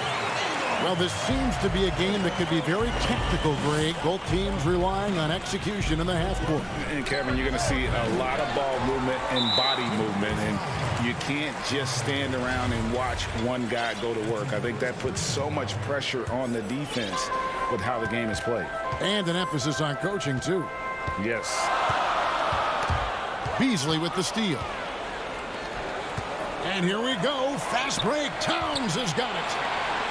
The Timberwolves working the ball around now. Here's Hernan Gomez. A rebound by Mitchell. That's a surprise. I mean, really out of character for him to miss when the defense is not right up on it. Conley kicks to Gobert. On the wing, Mitchell. Bogdanovich looking around. That's good for Mitchell on the assist from Bogdanovich. Nice look there from Bogdanovich. The shooter keeping an eye peeled and open for the open man.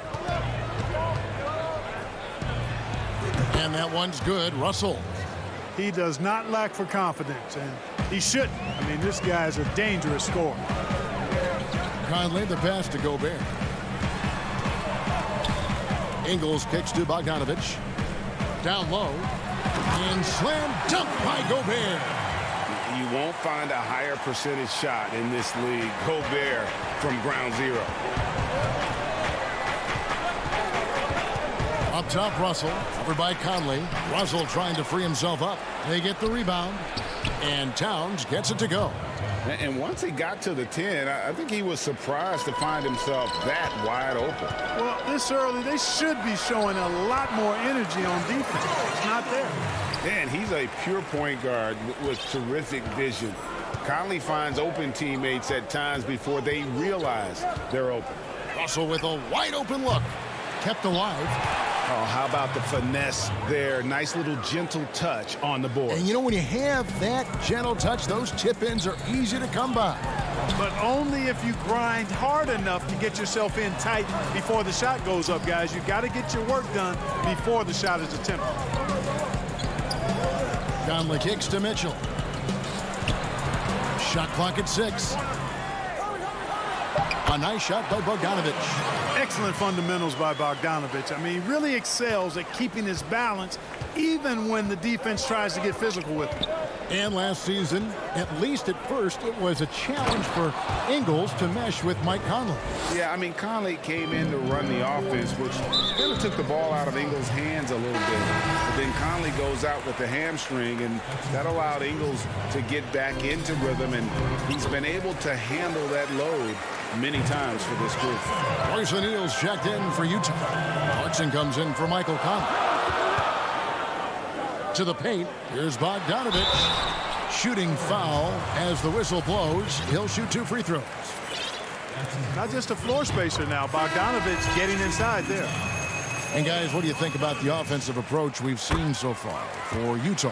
Fellas, they're passing the ball the way you're supposed to here in this first half. You know, it also hasn't taken them long to make their mark in the paint. I mean, they're doing a lot of their scoring from in there. Looking at who's out there now for the Jazz. Ed Davis is checked in for Rudy Gobert, and it's Moutier in for Mitchell. Reed gets the bucket. There's a minute 34 left in the first quarter. Now, here is O'Neal. He's guarded closer. Pass to Moutier. To the inside. Here's Davis. Uses the glass to finish the layup. Oh, this is the kind of start they were hoping for. Yeah, shots falling, off to a very good start offensively as a result. Here's Johnson. Davis with some nice D. Boy, patrolling the paint well, protecting the rim. That's exactly the kind of defensive effort you need against him. For Utah, they have had 2 chances at the line already, making them both. Taking 2 shots. He hits both from the stripe. Timberwolves trail by 9. Here's Noel. He's been quiet so far. Still no points in the game. 52 seconds left in the first. Moutier kicks to Clarkson. Back to Moutier.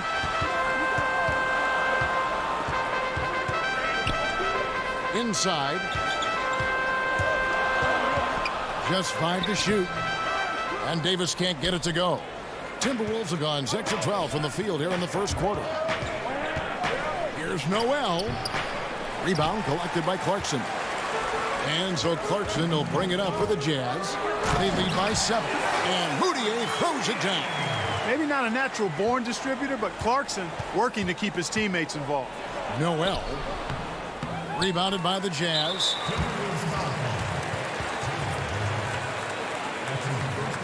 The Jazz have hit all 4 of their chances so far in this one.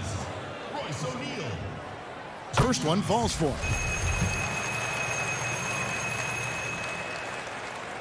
And that one goes in. 2 from the line that time. 11 seconds left here in the first quarter. Culver passes to Lehman.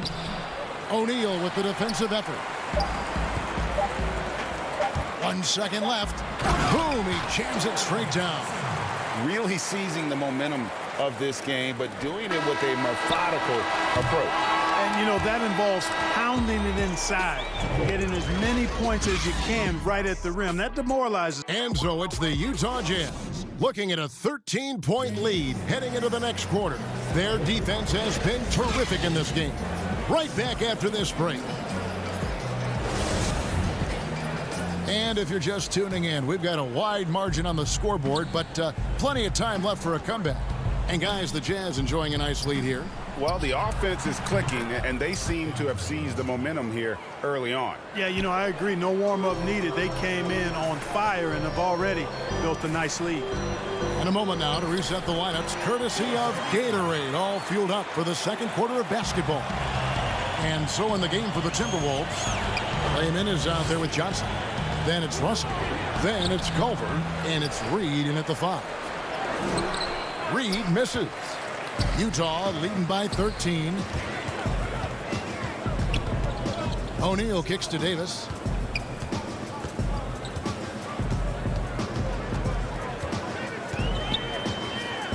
Back to O'Neal. To the paint. Pocket 6. Davis dishes to O'Neal. The Jazz need to get off a shot here. And Davis can't get it to go. Timberwolves trail by 13. Here's Russell. Missed inside. Now, here is O'Neal. Defense right on him. Culver with the steal. Out to Russell. Lots of room. Rebounded by the Jazz. Tell you what, guys, you don't see that often. I mean, when he's this open, usually it's lights out.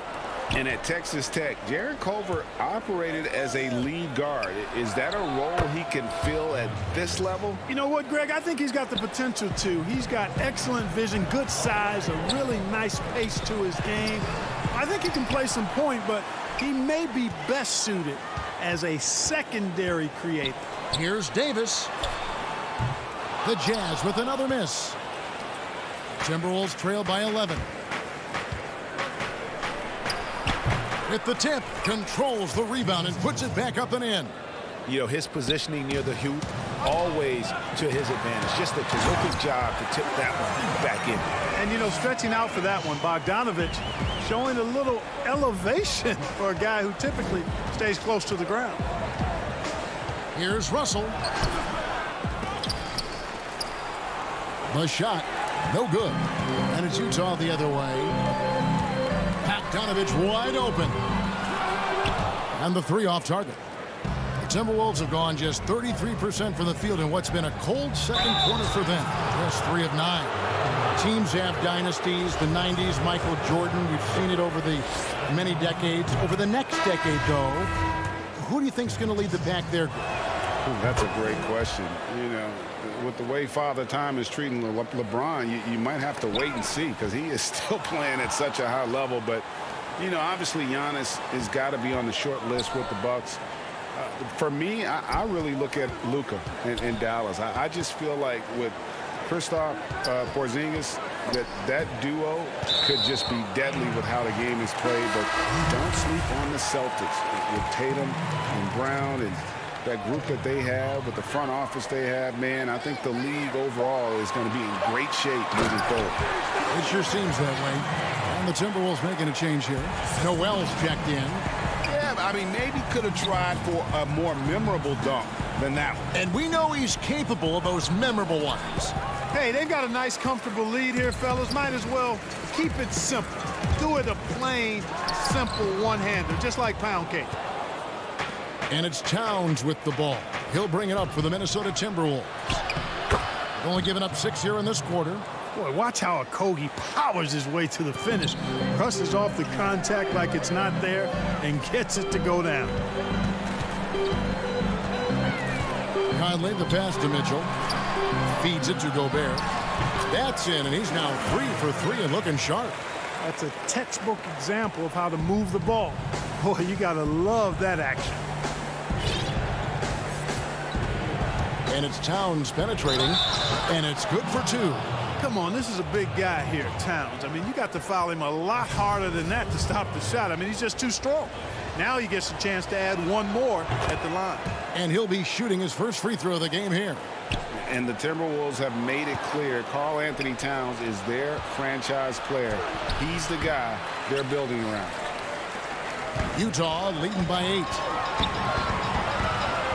Bogdanovich finds Mitchell. Back to Bogdanovich. Gobert, the pass to Mitchell. Back to Gobert. He makes another one. That's 4 up and 4 in to start his game. Moving it around, 8 of their last 10 coming off assists. You know, nothing makes a coach happier than selflessness on the basketball court. And the dunk by Towns. Tremendous combination of power and finesse there. I mean, once Towns gets to the rim, it's a wrap. Mitchell fouled on the shot and picks up 2 points. So 1 free throw coming up. Fantastic ball movement. They're picking them apart with their passing. Purposeful passing it is, partner. Their last 10 points have all come off assists. Free throw dropped for Mitchell. And how fearless is Donovan Mitchell? I mean, as a rookie in his first playoff series, he went off for 38 in a closeout game against none other than Russell Westbrook. Shots are just flowing for him right now, having a really strong quarter. Kicks it out to Bogdanovich. To the middle. Here's Gobert. That fall. Nice feed that time from Bogdanovich. Gobert's got 8 here in the quarter. Assists like that have typified their effort today. Terrific ball movement. Really a prime example of the difference in how these teams have operated offensively. Much more individual play at the other end. Here's Mitchell. An easy 2 points on the layup. Mitchell's got the lead up to 13 now for the Jazz. And man, does Mitchell get buckets and from everywhere on the floor. A versatile offensive threat. Boy, it looks so effortless when Okogie gets off the floor for the alley-oop. I mean, it seems like he's just floating, gliding in air. Impressive. Rudy. It's the 2K Sports Halftime Show. Hey, welcome back to the... Look at the history of the Utah Jazz. No championships, but 2 finals appearances and a couple of Hall of Famers. And that's...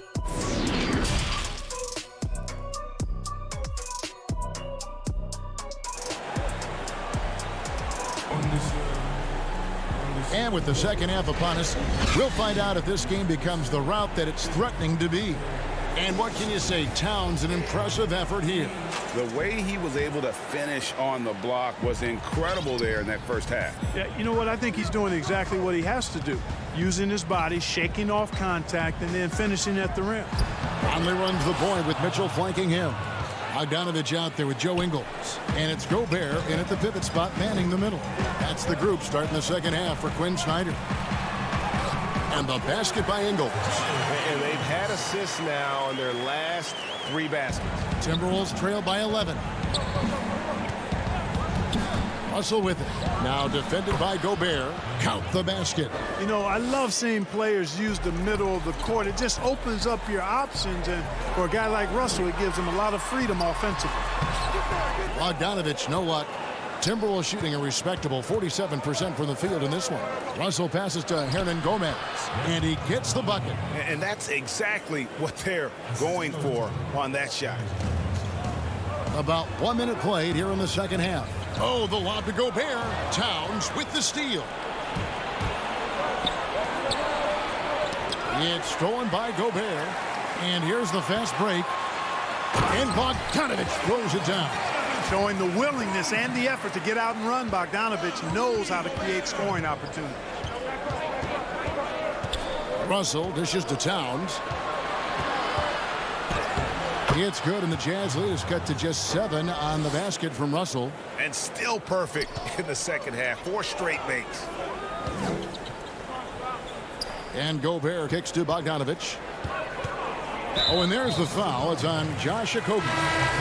That'll be his second foul of the game for the Jazz. Ed Davis is checked in for Bogdanovich. Jordan Clarkson comes in for Joe Ingles. And it's Moutier in for Mike Conley. Big group substitution now for Minnesota. Reed's checked in. Johnson comes in for Hernan Gomez. Jake Layman's checked in for Josh Okogie.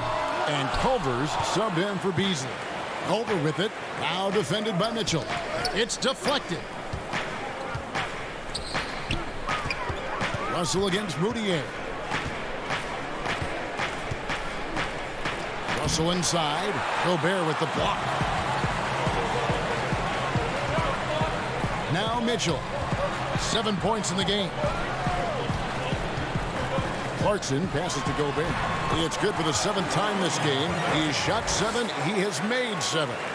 And using his insane wingspan and athletic frame, Gobert can flat out dominate down low. And we've got an update here, so let's catch up with David Aldridge. Hey, Kevin, it's a misnomer that in the era of three-point shooting, people don't want anyone to take mid-range shots. Many of the league's elite players still thrive there.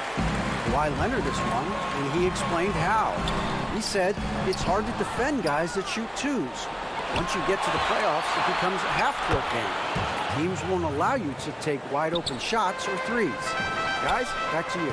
DA, thank you. Moutier looking around, looking for Gobert. He gets it there. Back to Moutier. Outside for Davis. Over Johnson. No good on the shot. A bit long that time. Timberwolves trail by 9.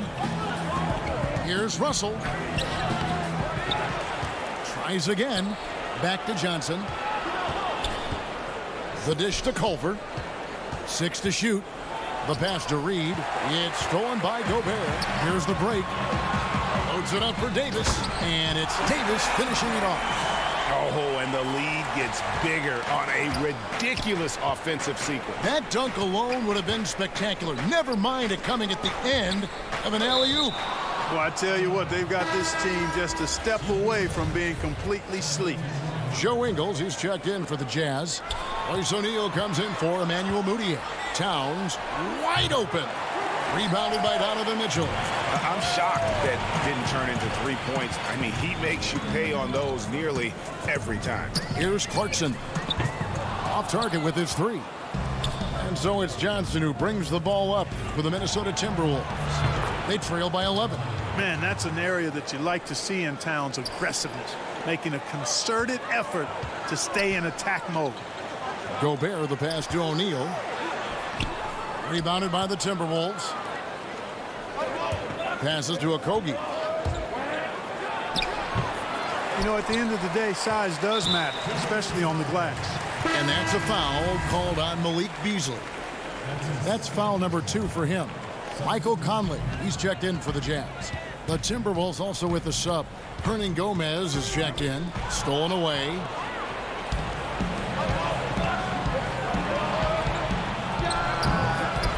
They get it again. Okogie, right side Towns. And then Karl Anthony Towns with the jam. How about this combo, guys? Part super athlete, part contortionist. Towns continues to impress. Gobert down low. And so it's Utah, bringing the quarter to a close with a 7-point lead. They're shooting the ball so well in this one. A great performance from the field. Don't go anywhere. We'll be right back. And how about a look now at our assist of the game? Brought to you by State Farm. Yeah, an easy choice tonight. Look at the precision on this pass. Put it on a platter for him. Served him up a tasty room service dime right there, boy. And with 3 quarters behind us, let's see what this 4th period holds in store for us. And a look at the 5 for the Timberwolves to start the 4th. Beasley is out there with Russell. Then it's Karl Anthony Towns. And it's Hernan Gomez in at the 4 slot. Nice ball movement by Utah. 6 on the shot clock. Down low, Towns with the steal. They push it up 4 on 3. Here's Russell. Pass to Okogie. Now Hernan Gomez. Back to Towns. Clock at 6. Gets it to fall, and now he's 10 of 15 on the game. And defensively, they are on their heels every time the ball comes inside. Yeah, I think they've got to ramp up the aggressiveness. If they don't, things are just going to get worse from here. And here's the fast break. Russell leading the way. Okogie misses. Jazz leading by 5. Here's Conley. The shot's good on the assist by Ingles.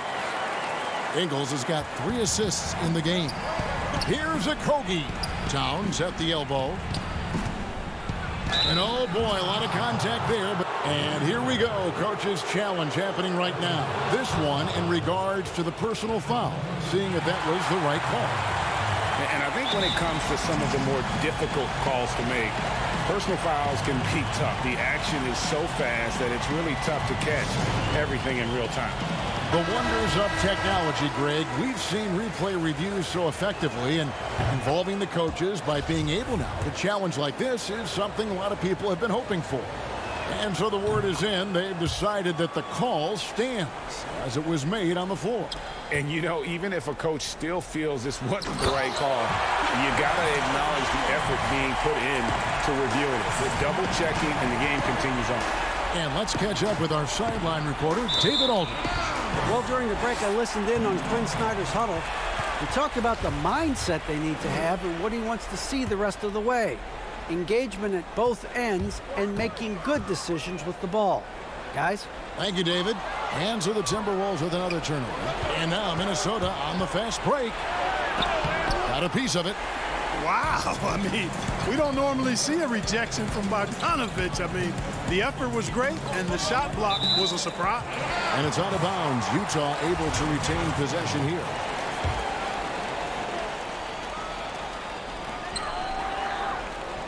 Ingles dishes to Conley.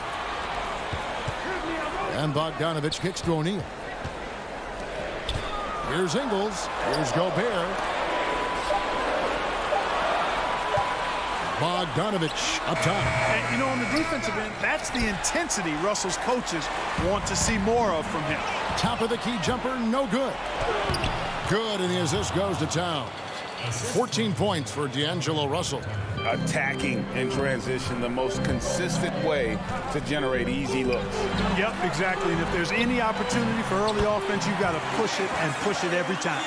The chemistry has been terrific. Really impressed with their offensive execution. You know, the defense has really been kept off balance because of the outstanding passes. 4 straight field goals have been made off an assist. Big score at this point in the game, folks.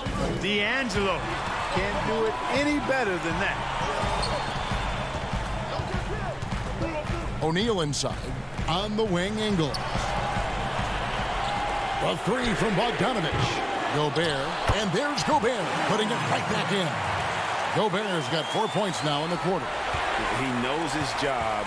Gobert is there to own the glass and cash in on as many second chance opportunities as he can. Donovan Mitchell's checked in for O'Neal. Minnesota also with the sub. Johnson's checked in. Timberwolves trail by 7. The drive by Russell. Gobert with the block. And they get it back. Towns makes it off the glass. Towns has got 12 points here in the second half. For Utah, they've gotten 4 of their 6 shots to fall so far here in the fourth. A pretty nice efficiency there. To the inside. Towns with the steal. Beasley with a clean look. Hits the jumper in space. And now just a 2-point Jazz lead.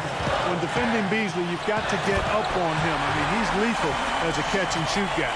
Oh, just solid on the one-handed slam. And guys, when it's a tight ball game like this, he's the guy they want with the ball. Somebody you can count on. He is an extremely reliable finisher. And that's right in his wheelhouse, looking to make an impact when it counts. You know, they want the ball in his hands here because they trust him to hit all the big shots. And that's right where they wanted to go with the ball in rhythm. Here's Russell. And the layup is good.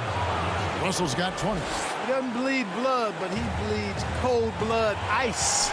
Russell tearing hearts out down the stretch. And that'll be 2 free throws coming up. The coach's challenge has been issued. Close game like this, down to the wire, this is what it's for. And I think when it comes to some of the more difficult calls to make, personal fouls can be tough. The action is so fast that it's really tough to catch everything in real time. The wonders of technology, Greg. We've seen replay reviews so effectively, and involving the coaches by being able to a challenge like this is something a lot of people have been hoping for. And so the word is in. They've decided that the call stands as it was made on the floor. And, you know, even if a coach still feels this wasn't the right call, you got to acknowledge the effort being put in to reviewing it. The double-checking, and the game continues on. And that makes it a 2-possession game now. Those could turn out to be vital free throws. And it's Bogdanovich off the drive.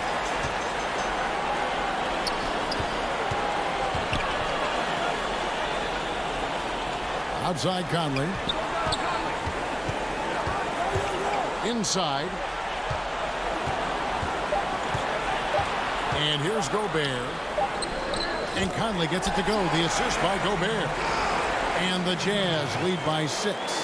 And there is just no fear in Mike Conley. He has not met a big shot he was afraid to take. A bucket here would give them a bit more room. True, but no need to rush it. Play smart. Basket good. Late in the game, up big, they continue to attack. I don't think you want to get loose and sloppy or ease up, but it is time for them to start using that clock a bit. That's what I'm talking about right there. Game on the line, Towns lets nothing stand in his way. Ingles, well, it was only a matter of time, but they finally get the bucket. And I've been impressed with the unselfishness, but also getting guys the ball where they can do something with it. He is delivering a lot of room service times tonight. One sweet one after another. Ingles in the corner. Fires it up. Can't nail the jumper. So we see the Jazz get the win here. It was up for grabs. David, thank you as always. And that'll do it, folks. For Greg Anthony, Clark Kellogg, and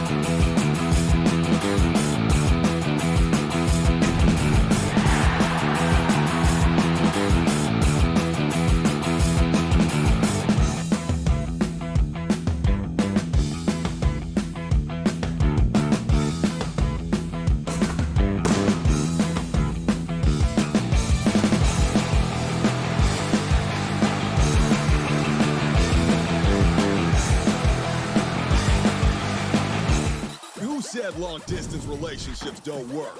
And don't think I missed the 22-5 score.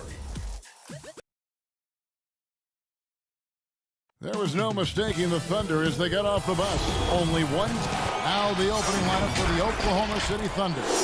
Gallinari and Adams, the combo out front. Gilgeous-Alexander out there with Paul. And it's Dort in at the 3. And for Utah, Mitchell is the 2 with Ingles at the 3. Rudy Gobert is out there at Bogdanovich. And it's Conley in at the 1 spot. 2 points. That one goes. Great job getting it to go after he takes the hit. Mitchell plays with a force every night. And when you talk about certain players having that it factor, Donovan Mitchell fits that bill. He does. Confident in his approach, GA. Fearless on his attack. Donovan Mitchell is one of those guys who can go off for 50 if you let him get into rhythm. As long as he's in Utah, that team will remain competitive.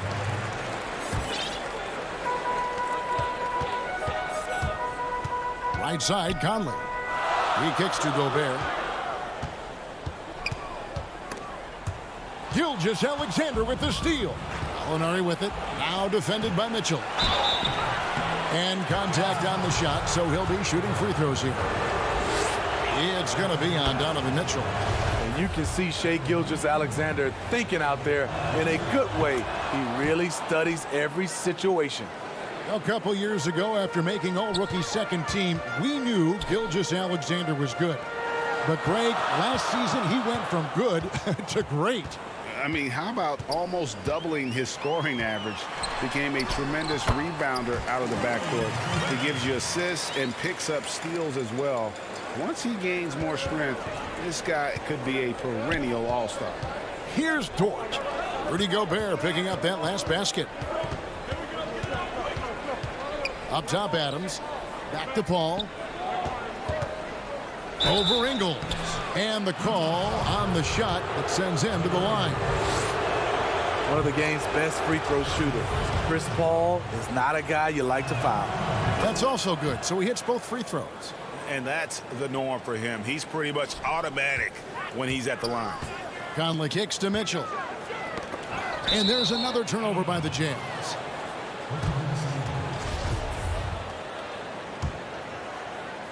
And here are the Thunder now.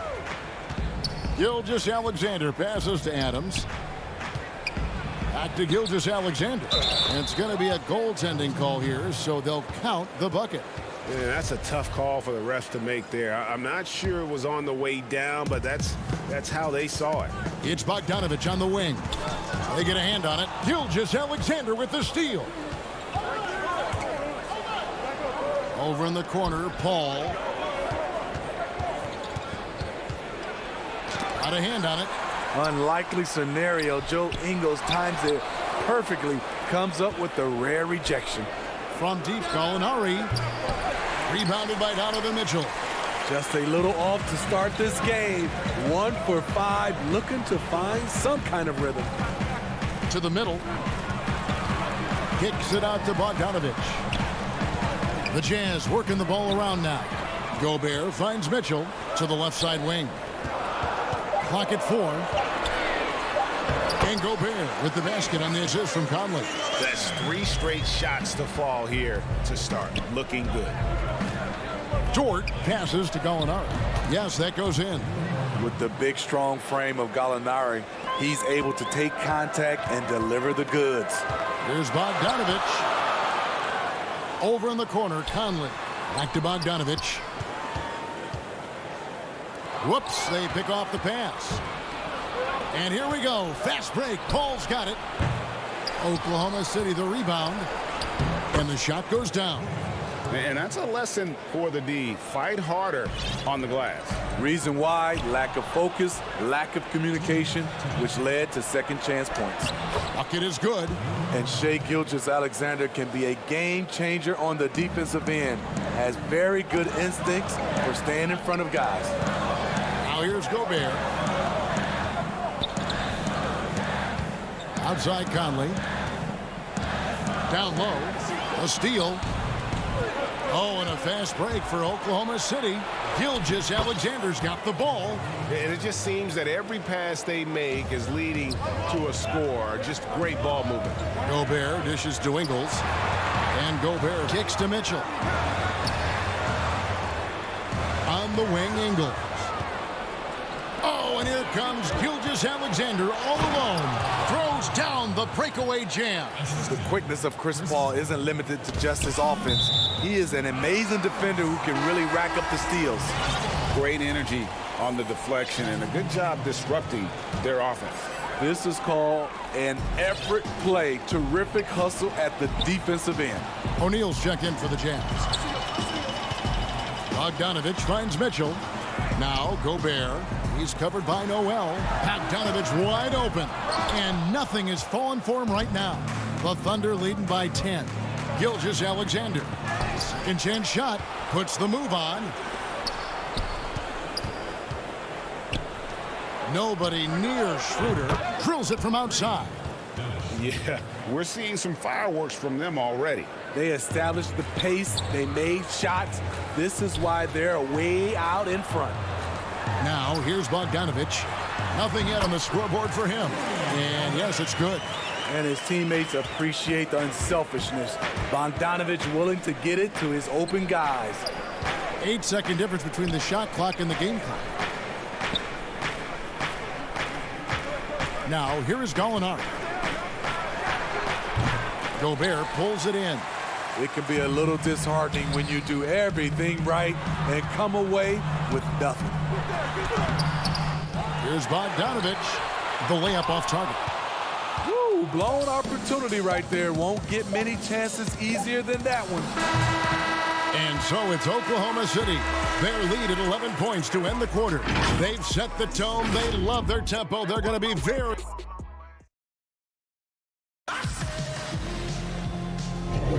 And glad to have you with us, folks. Second quarter of basketball. This game has not exactly been neck and neck, but plenty of time left in this one. And guys, we've seen the Thunder really take control here. Yeah, in that first period, they look to push in transition at every opportunity. That's their mindset. Attack, attack, and attack some more. You're not going to beat them playing soft. They've got Gobert. Davis is out there with O'Neal. Then it's Moutier, and it's Clarkson in at the shooting guard. That's the group for Utah getting going here in the second. One-on-one here. Here's O'Neal, and the dunk by O'Neal. And there's that transition offense. Push the ball up the floor. The defense can't get set, and you can get some easy baskets here. To the left wing. Now here's Diallo. Not a lot of room. Off to a good start as he hits his first shot attempt. Rig, which team do you think has the toughest offense to stop in the NBA? You know, in their heyday, it was the Warriors, no doubt about it. Now, though, things are changing a little bit. It's a tough one to say.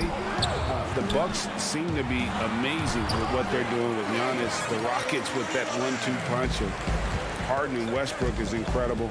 And don't sleep on the Lakers or the Clippers, partner. Right now, there's a few of them out there that I would lose a lot of sleep over trying to prepare to play against.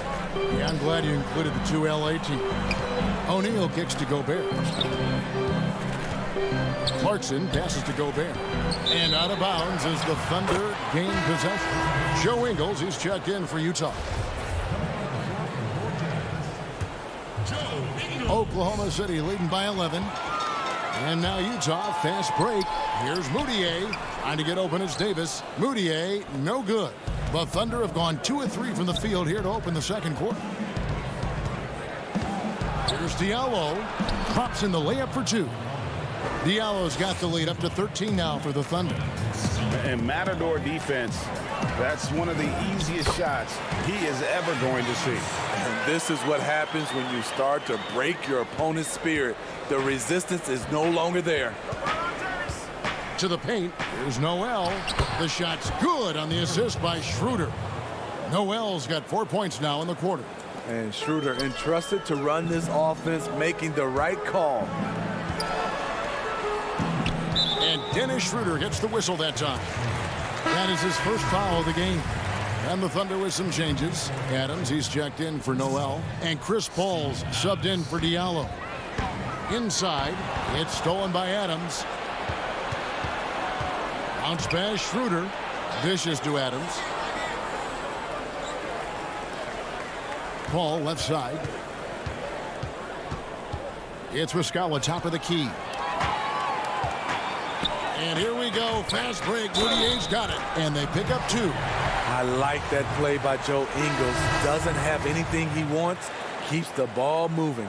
And the Jazz making a change here. Bogdanovich is checked in. And then for Oklahoma City, Dort's checked in. And Shai Gilgeous-Alexander subbed in for Dennis Schroeder. And the thing that stood out for me last year about Moutier, his shot selection was much improved. It was, GA. A career high from the field. He was solid also from 3. Still, he needs to clean up that turnover category. But we have to remember, he is still very young despite how long we've been talking about him. You expect him to make that, especially from that distance.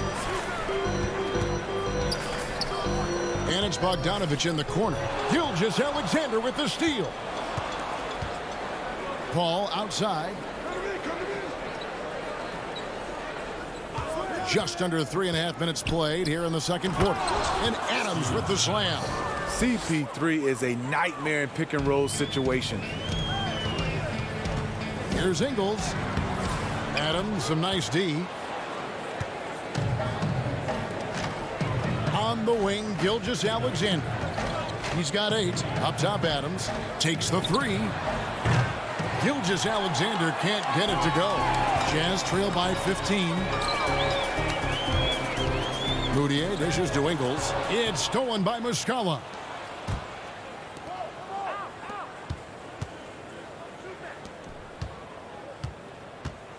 There's a minute left now here in the second.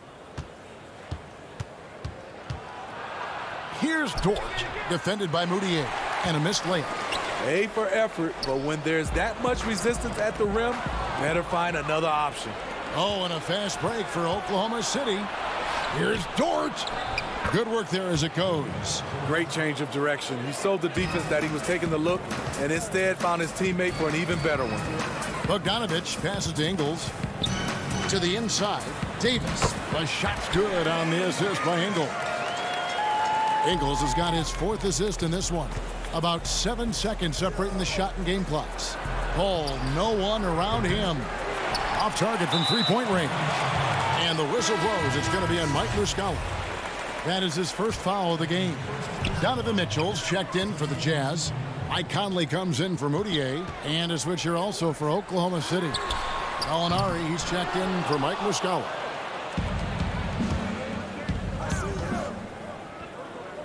Stolen by Clarkson. And now it's Davis running. He can go all the way. Goes up. And it's Davis finishing it off. Excellent on both ends of that play. Yeah, the steal was sharp, but the slam topped it off. Turning defense into offense. Every coach talks about it. Perfect example right there.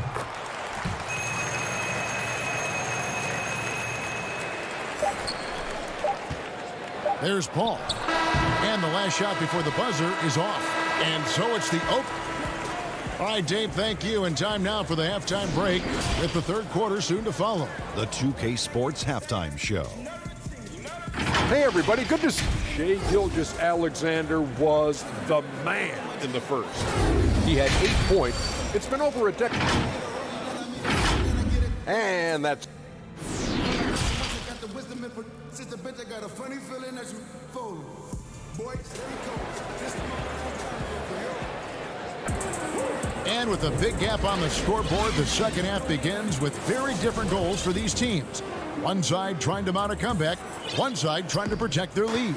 So for Oklahoma City right now, Gallinari and Adams, the combo out front. Chris Paul is out there with Gilgeous-Alexander, and it's Dort in at the 3 slot. And it's Conley with the ball for the Utah Jazz. Down by 12. Mitchell kicks it out to Bogdanovich. Back to Mitchell. Here's Gobert. And slam dunk by Gobert. A much more physical player now than when he first entered the league. Gobert powering it home. Here's Paul. Adams outside.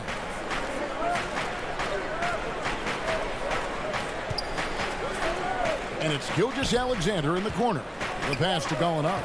Just 2 to shoot. It's good. Gallinari's got 6. Against physical D, Gallinari with the improved strength and body control to finish.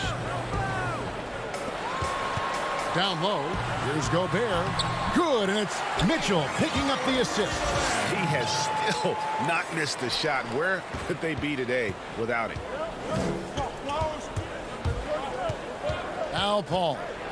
Gilgeous-Alexander trying to free himself up, and he lays it straight in. He's got 6. And the thing about Paul, despite his listed size, he's comfortable operating inside. And now, here's Gilgeous-Alexander, the fast break champs. Gallinari right side. Paul passes to Dort. The 3. Paul can't get it to go. This shot's just, it's not there right now. With this team leading, perhaps, let's focus on some other areas of the game. Nice finish by Donovan Mitchell. If you're the defense, you have to get back in a hurry and match up. Okay, well, let's go down to David Aldridge for a report from the sideline. Hey, Kevin, thank you. We were all witnesses last year to the pandemic, which struck with worldwide repercussions. The NBA was no exception. The 1920 season was altered, and this season was delayed. But the league is finding a sense of solidarity and resolve under the leadership of Adam Silver. Now, sports is a microcosm of society as a whole. We all are finding different ways to overcome this. Kevin, back to you. Thanks, D.A. Terrence Ferguson's checked in for the Thunder. Dennis Schroeder comes in for Paul. Gobert the pass to Oni. Here's Morgan. Kicks it to Gobert. Pass to Morgan. It's stolen by Adams. Pass to Schroeder. Fires from deep. Moutier with the rebound. Jazz trail by 14. It seems like every team, Greg, needs that one enforcer, that one guy who's going to get under opponent's skin. Well, in one poll of coaches and players, Adams was voted the second dirtiest player in the league. One guy said he's real physical, but maybe he crosses the line. Throws the sneaky elbow here and there, commits extra hard fouls, yet Adams usually escapes foul trouble. You know, Greg, we know there's some power finishers in the NBA like Giannis Antetokounmpo, but he complains a lot that he needs to sell contact rather than muscle through it. How do you evaluate those kind of power finishers in the game? Well, I mean, there's still power will always play a role, especially when you can add in quickness and athleticism. And I think you start right there with Giannis. I mean, he's kind of epitomizes that. LeBron obviously is still in that category. And a guy like Kawhi Leonard, he can send you into the stanchion when he gets going downhill as well. Gallinari, very unselfish, draws a lot of defensive attention, which often leads to open teammates. And Dennis Schroeder gets the whistle that time. That's his 3rd foul of the game. Mike Muscala is checked in for Oklahoma City. Oklahoma City on D. 17 points was their biggest margin. And still trying to find his footing in the league. Moutier must show improvement in his shooting moving forward. That one falls, so he hits both of them. Oklahoma City leading by 12. To the middle, here's Ferguson. And foul on the shot. He'll shoot 2 at the free throw line. The Thunder shooting their 7th and 8th attempts at the foul line tonight. The first one falls. Mitchell, he's checked in for Emmanuel Moutier. Both shots good from the stripe. And if they continue, Kevin, their outstanding free throw shooting, that'll help them seal the deal. Mitchell dishes to Gobert. In the corner, it's Clarkson. And the foul called on Nerlens Noel. That's his first foul of the game, and the bonus will go to the free throw line. The Jazz shooting their 5th and 6th free throws of the game. And you know, Clarkson entering the league as a 2nd-round pick, a little unsung for most of his career, but always seems to find a way to contribute. And Noel kicks to Muscala. Noel down low. He's covered by Bogdanovich. And it's off the back rim. No good. Jazz trail by 12. Here's Mitchell, and it's Mitchell with the jam. I mean, elite level athleticism. Donovan Mitchell attacking the rim. So exciting to watch greatness develop. Passes it to Schroeder. Back to Diallo. Oklahoma City moving it around. Shoots. Rebounded by the Jazz. And now Utah, fast break. Here's Bogdanovich. It's stolen by Schroeder. And now a fast break for the Thunder. Here's Noel. The shot's good on the assist by Schroeder. Schroeder's got his 4th assist in this one. And the whistle blows. It's going to be on Mike Muscala. So that will be his 2nd foul of the game. We're in the bonus, and we'll go to the line to shoot 2. This is his 2nd trip to the line in this one. And both free throws good for Clarkson. Yeah, I like that they haven't lost their aggressiveness here in the 2nd, despite being down. Diallo kicks to Muscala. Got a piece of it. Stolen by Mitchell. And here they come. And then Mitchell with the dunk. A disruptor at both ends. Mitchell's capable of taking over at any moment. And it's good, but hold on. The officials may want to look at that one on the replay monitor.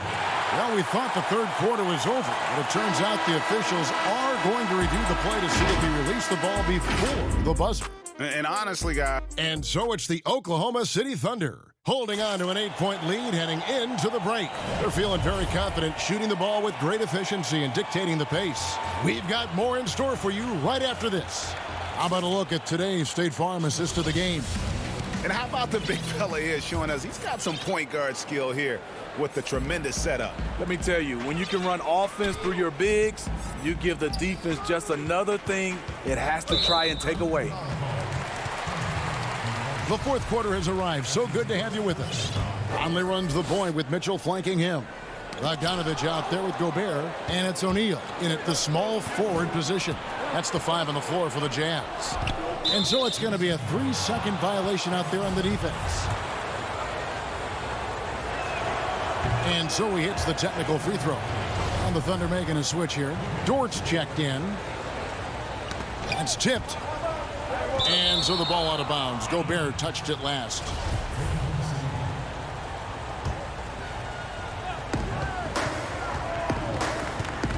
And here is Paul.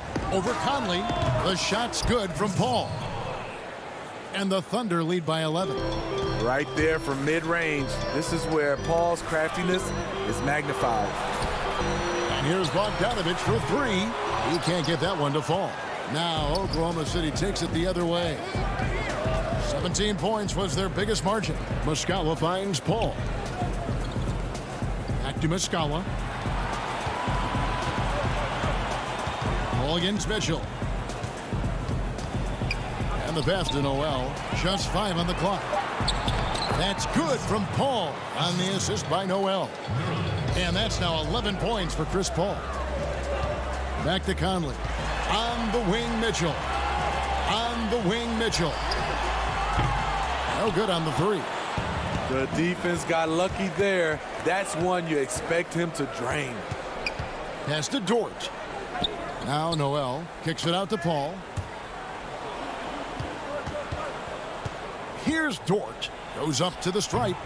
Bogdanovich grabs the miss. Bogdanovich has got his 4th rebound with that last one here tonight. And then Mitchell with the dunk. I like that Donovan Mitchell's not afraid to attack the rim. He finished strong. And so it's Paul with it, bringing it up for the Oklahoma City Thunder. 11-point game.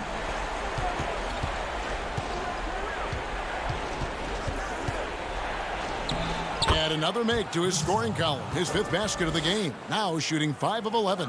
Talk about making halftime adjustments. You love what they're doing with him now offensively. And Chris Paul picks up the foul. That is his 1st foul of the game. Joe Ingles, he's checked in for the Jazz. Steven Adams, he's checked in for Oklahoma City. Gilgeous Alexander comes in for Diallo. It's tipped. Great awareness by Bogdanovich, working hard to come up with the block. Here's Ingles. A second chance effort. And Adams sends it back. And he lobs it up toward the rim. Stolen by Mitchell. Here's Conley. Good, and it's Mitchell picking up the assist. Conley's got his first points of the game. Failure to take care of the basketball against Donovan Mitchell, you're asking for trouble. Conley against Paul. From the arc. Ingles with the rebound. Jazz trail by 11. Mitchell with it. He's picked up by Gilgeous-Alexander. And that one, good. Oh, that's easy offense. Hard to stay in front of Mitchell. It takes a collective effort defensively. Here's Ingles. Lays it up off the glass. And coming down the stretch here, both teams still on fire. Yes, and if you love offense, you're loving this matchup. It's been a highlight reel affair. Paul passes to Gilgeous-Alexander. Back to Paul, uncovered, and he gets that one to go off the front iron. And the Thunder lead by 9. And really, CP3 is so good at reading the defense. If he knows he's getting the pass and they're playing off him, he'll torch you. Here's Adams. Count that one. Great timing. That can be the difference between an assist and a turnover. Adams, the pass to George. Noel with it. Some nice passing by Oklahoma City here. Adams down low. He's covered by Bogdanovich. Misses in close. Pass to Ingles. Bobbed up there for Mitchell. Paul with the steal. Guys, I think this is a game they have to feel good about as we wind through the final moments here in what looks to be a solid win for the Thunder. This is a game where the defense, steals specifically, generating a lot of opportunities. And it created possessions for them, scoring opportunities, and that effort a big part of what will be a nice victory here tonight. And we watched one guy all night. Whoa! That's a rugged play. That one was big time. Oh, that is just unreal. Is this the dunk contest, or are we actually playing a real game? No, this one counts, Greg. Believe me. My with confidence to attempt that alley-oop to himself. Yeah, they sucked the energy out of this arena. Tremendous effort on the road. And when you're on the road, you can't be tentative coming into a game like this. I thought their aggressive approach was the difference. I love the determination he showed there, getting himself into good position under the glass. With the presence of mind to know just where the rebound was going to come down. Well timed. Here's Dort. Count that bucket. And it's just competing, giving your best when it matters most. It's called killer instinct. It's one thing to be close at the end. It's another to finish. Thank you, David. Great interview once again. Well, folks, that's going to do it for...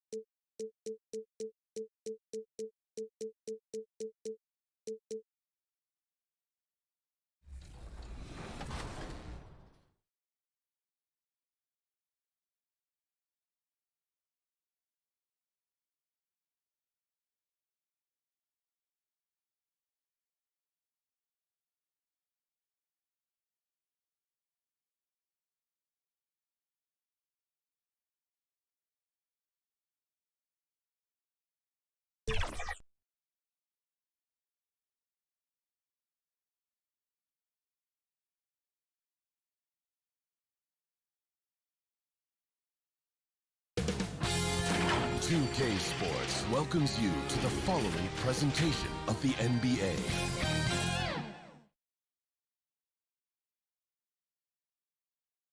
And a glimpse inside the locker room. Players' final. Well, Kevin, Devin Booker continues. Special talent indeed. David, thank you. And now the opening lineup for Phoenix. Rubio and Booker. They're the backcourt. Johnson is out there with Oubre. And it's Ayton in at the 5 spot. And for the Jazz, Mitchell is the 2 with Ingles at the 3. Bogdanovich out there with Rudy Gobert. And it's Conley in at the point guard. Now Mitchell. After Devin Booker missing on that last 3-pointer. Ingles. Oubre pulls it in.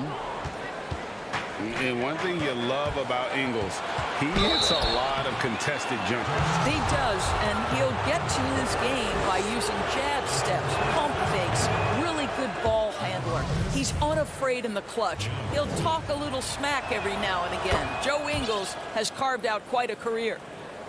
You know, you think back to DeAndre Ayton's college career, he demonstrated three-point range. And while he's eager to show that in the NBA, the Suns want him to attack the rim. Now, here's Ingles. Conley, the pass to Gobert. 5 on the clock. Ayton against Ingles. It's good on the putback. Well, there's a certain amount of awareness that you're responsible for having when you're Rudy Gobert, and he makes excellent use of his size right there. Here's Booker. Beyond the arc. Oubre. And there's Oubre putting it right back in. Jazz have gone 1 of 3 from the field to start this one so far.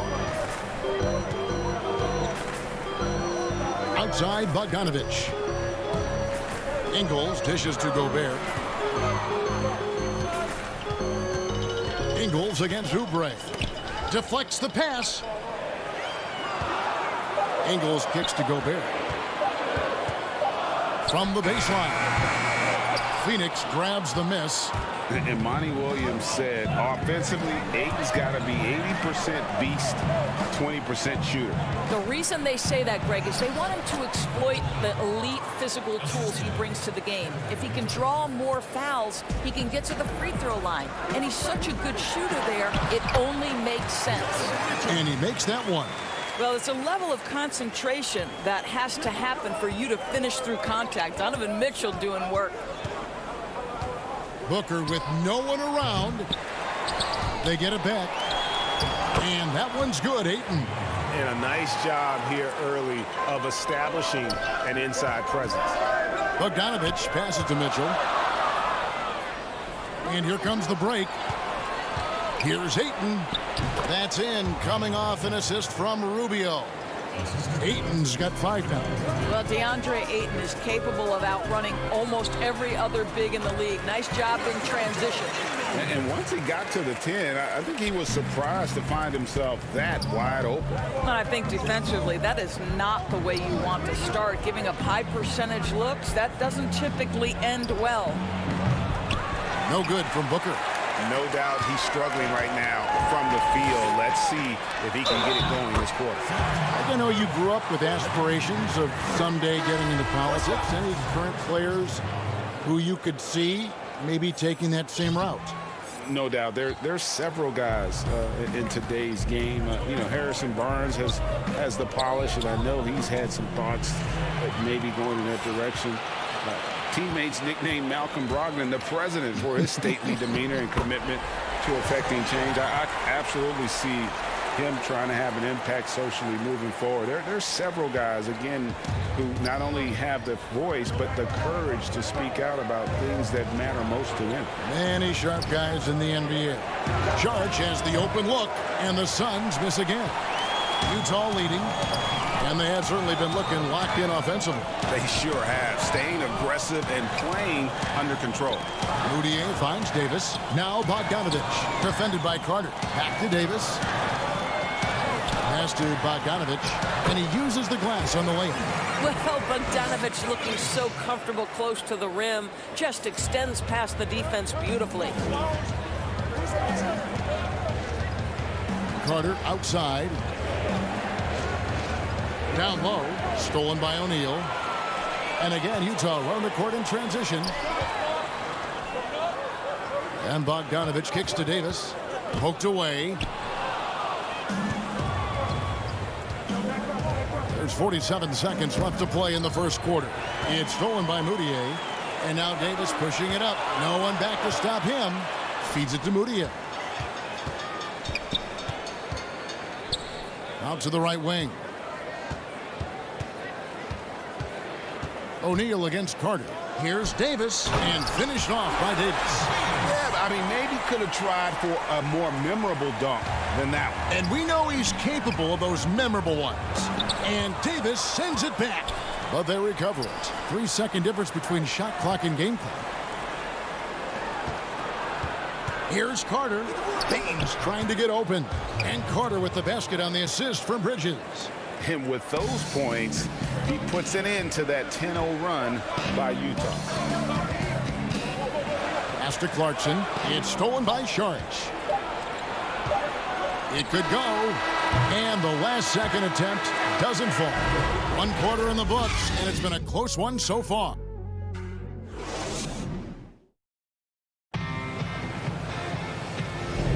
And getting going again here in the second quarter. Fairly close game so far. What do you guys think about the Jazz here in this one? Well, the offense is clicking, and they seem to have seized the momentum here early on. Boy, it's been a really pretty thing to watch, executing their game plan to perfection. And now let's check out the lineups courtesy of Gatorade, all fueled up and ready to go. Here's the second quarter of play. Setting the floor for the Suns. Bridges and Saric make up the forward. Then it's Kaminsky. Then there's Carter. And it's Jerome in at the point. Carter, the pass to Kaminsky. Not watching the line there. That'll be a backcourt violation. Donovan Mitchell's checked in for the Jazz.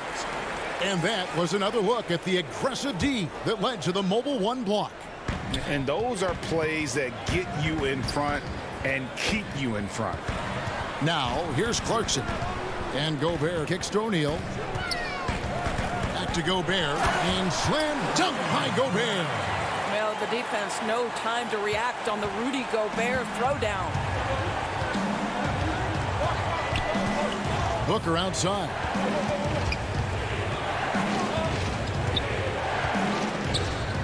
He lobs up the alley-oop pass. Sees his man, has the angle on the interior, and drops a dime right there. Mitchell dishes to O'Neal. Bridges with the steal. Booker outside. Buries it from 3-point range. Booker's got 5 points so far. Well, this is where Booker can really hurt you. Very capable and confident three-point shooter. Go ahead, Devin. To the paint. Here's Gobert. Here's Davis. Sinks that one from the post. Davis has got 4 points in the quarter. Fantastic ball movement. They're picking them apart with their passing. Suns trail by 4. Now Rubio. Still getting warmed up offensively. No scoring yet from him. Floats it up for Rubio. Trying to go for an alley-oop, but excellent defense and anticipation there to stop it. Ahead. Jazz passing it around. Clarkson on the wing. Defended by Booker. And that one is good. Now it's a 6-point Utah lead. And that's 10 straight points in the paint. The defense, nowhere to be found. A guy who can be a little inconsistent game to game. Clarkson can be extremely consistent year to year. Right. You consider him as a rookie. Many of the numbers then are similar to what they are now. But the one thing that has improved is the consistency of the three-point shooting. He's worked so hard on it, and that's where the consistency has started to take root. Joe Ingles, who's checked in for the Jazz. Mike Conley comes in for Jordan Clarkson. Ayton against Ingles. And Ricky Rubio gets the whistle that time. That'll be his second foul of the game. 2 fouls already on him. That is not the way to get your minutes per game up. Bogdanovich is checked in for Royce O'Neal. And the whistle blows. It's going to be on Michael Conley. That is his first foul of the game. And so Ayton will bring it up for Phoenix. 9-point game. Booker against Mitchell. Well, that's just inconsistency from him, and it's happened all night, and it hasn't helped their cause. And those second chance points really become almost like bonus points when you can get them. Now, here's Ingles.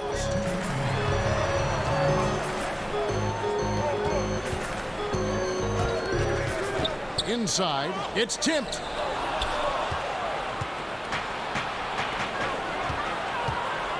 On up the court. And that one's good, Ayton. Well, that's a determined scorer right there. DeAndre Ayton showing a little toughness on the interior finish. Mitchell finds Ingles. And Ricky Rubio gets the whistle that time. That's his third foul of the game. Third foul of the half, and that's the risk you take leaving him out there. And Utah making a change here. Moutier is checked in. On the wing, Ingles. Shot clock at 6. Conley the pass to Gobert. It's stolen by Gobert. On the wing, Ingles. Bogdanovich inside. Baines is there. And terrific work on the offensive glass, and he picks up 2. Gobert's got 4 this quarter. Well, Gobert inside, right? He has such a strong sense for when to take advantage of the skills he has at his disposal. And no doubt they'd love to see him get a lot more of those opportunities. And that deficit will go away quickly if he does, Greg. Now, here's Ingles to the inside. Kicks it out to Bogdanovich. Moutier dishes to Gobert. Ingles passes to Gobert. A shot's good on the assist by Ingles. Gobert's got 8 points. I'll tell you, Joe Ingles is proving that as a passer, he is a special player. Carter looking around. Oh, and there's the alley-oop. Stolen away. Nice job to interrupt the alley-oop attempt there. Here's Moutier, and there's the pass to Conley. He dishes it to Gobert. Now here is Conley. He's still scoreless so far in this one. On the wing, Ingles. 4 on the shot clock. To the right side. Down low, Oubre with the steal. And we finished one half of basketball. Jazz lead by 7. Thank you, David, for that interview, and we'll see you back here after the break. And now, the 2K Sports Halftime Show. Hello. Utah found themselves in a close game in the first. The period came to a close with them holding a 3-point. And that.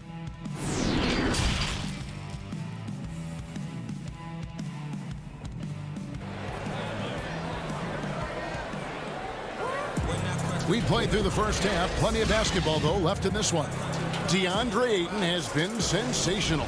Man, how about the amount he's contributing in the scoring column? Through 2 quarters, he has been terrific. And one would expect that the defense made some adjustments at halftime, but he has the ability to answer right back. Conley and Mitchell, the talented backcourt pair. Joe Ingles is out there with Bogdanovich. And it's Gobert in at the pivot spot, manning the middle. That's the group right now for Utah. Kicks it out to Mitchell. Oh, the lob to Gobert.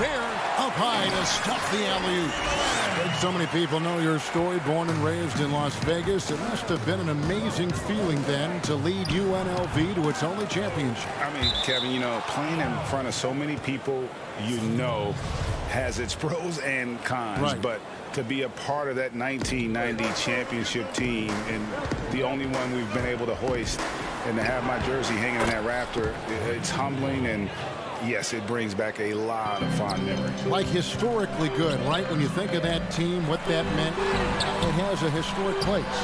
It does. We felt like we were able to etch our mark in terms of the lures of the game of college basketball.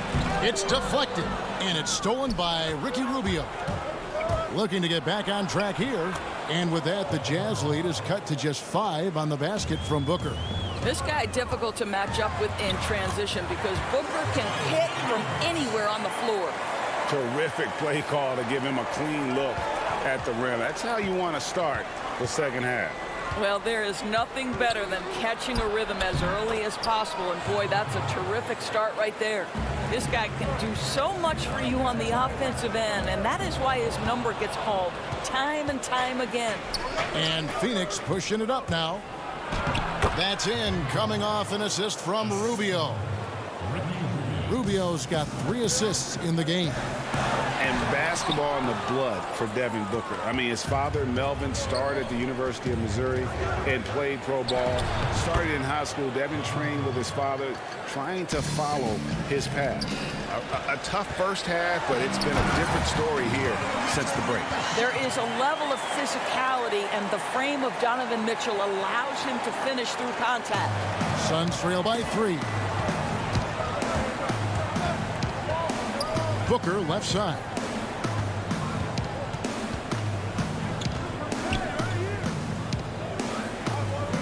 To the paint. It's tipped. It's stolen by Gobert. Mitchell with it. Now guarded by Booker. Mitchell passes to Gobert. And stolen by Booker. And it's Rubio penetrating. Good chance here for Booker. And off the left side of the rim, and it swirls in for him. And we know the story, Booker moving from Michigan to Mississippi to live with his father and develop his skill. And 4:30 a.m. alarms to train on the beach before the summer sun, getting to practice 2 hours early and staying late. Booker, not a freak athlete, so he had to work harder and drill the fundamentals. A different look for Utah. Davis is checked in for Bogdanovich. Royce O'Neal comes in for Joe Ingles, and it's Clarkson in for Mike Conley. Phoenix also making some changes. Kaminsky is checked in for DeAndre Ayton. Saric comes in for Johnson, and it's Bridges in for Oubre. Now here's Booker. He's got 15. Down to 5 on the shot clock. And here's the fast break. Clarkson leading the way. And there's the slam dunk to finish it off. Well, Clarkson with young legs, bringing the energy. How about that finish? Booker against Clarkson. Saric outside.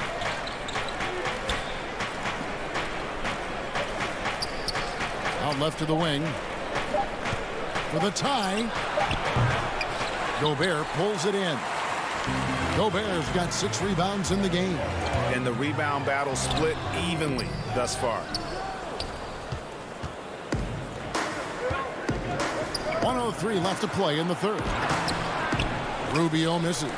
That's not the type of opportunity he fails to convert very often. Here's Mitchell, and then Mitchell at the dunk. How about the athleticism of Donovan Mitchell? 6'3", but boy, can he get off his feet.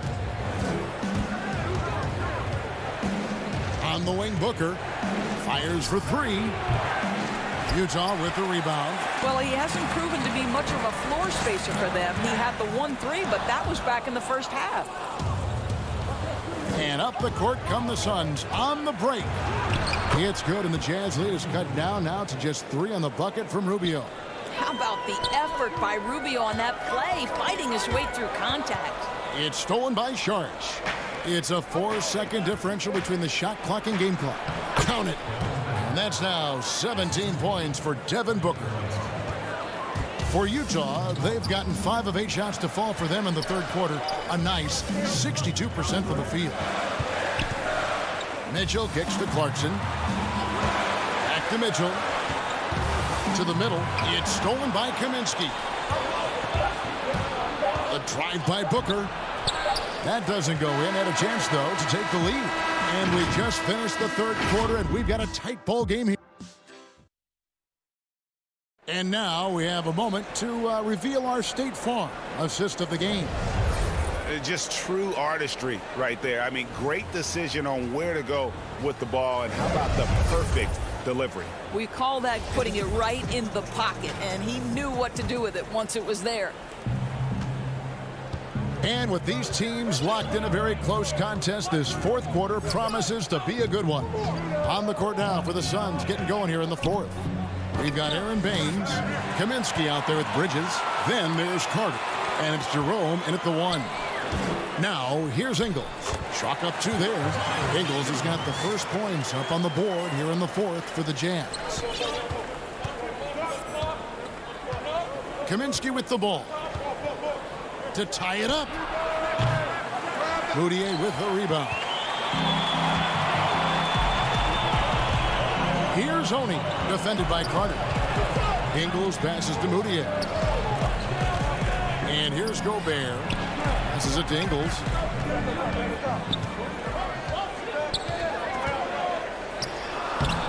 The shot will not fall. Now the Suns take it the other way.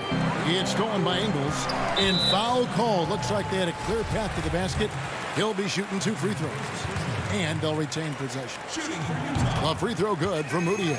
And still trying to find his footing in the league. Moutier must show improvement in his shooting moving forward.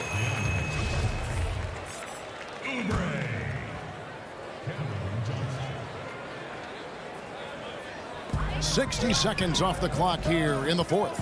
Ingles passes to Oni. Back to Ingles. Nice ball movement by Utah. Gobert can't hit. I'll tell you, most of the time this guy's going to finish that, but that was tremendous defense that prohibits him from completing the play. And foul on the shot. So, folks, the coach's challenge has been initiated for a personal foul. Close game like this, and he thought it wasn't a good call.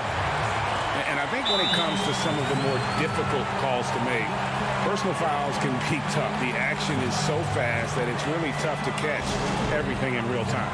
The wonders of technology, Greg. We've seen replay reviews so effectively, and involving the coaches by being able now to challenge like this is something a lot of people have been hoping for.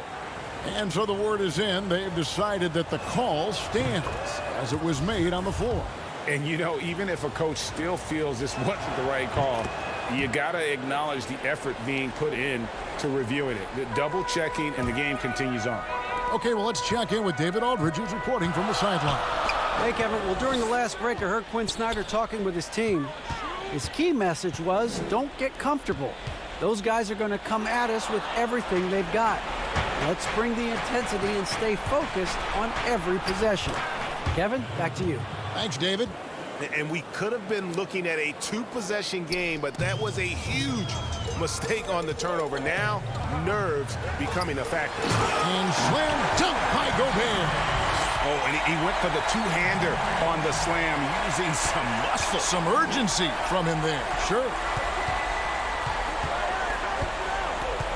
Booker outside. No good. That would have tied it. And even without that 3-ball dropping for him, the defense should have done more on that last play. And here's Ayton. He'll bring it up for the Suns. The drive by Booker. And the ball goes out of bounds. Nice touch by Ingles. And here are the Suns now. They trail by 3. And Ayton stays with it. Ayton's got 4 points in the quarter. Pretty much all of their buckets coming from inside the paint now. Mitchell dishes to Ingles. Back to Mitchell. Oh, and he plucks it off the glass. Wow. Booker outside to take the lead. That's in, coming off an assist from Rubio. Rubio's got 6 assists in the game.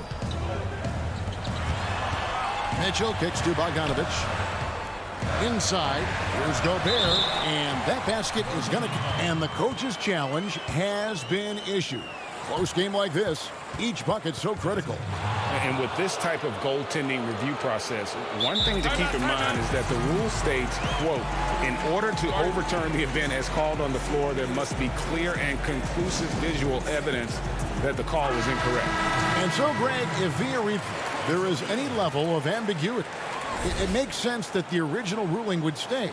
But in that event, the coach has used up his one and only coach's challenge for the game. So, as you can tell, a lot riding on when you choose to use it. And so the decision is in. NBA Replay Center has ruled, guys. The call stands on the goaltend.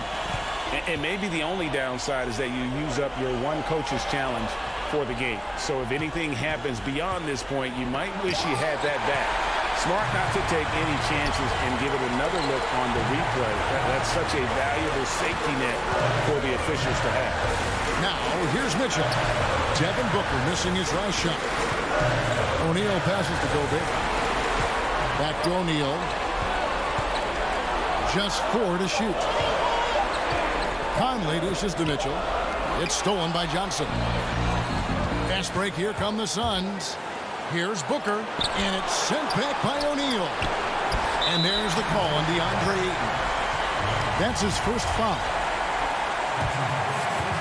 For Utah, they've gone 3 of 7 from the floor in the fourth.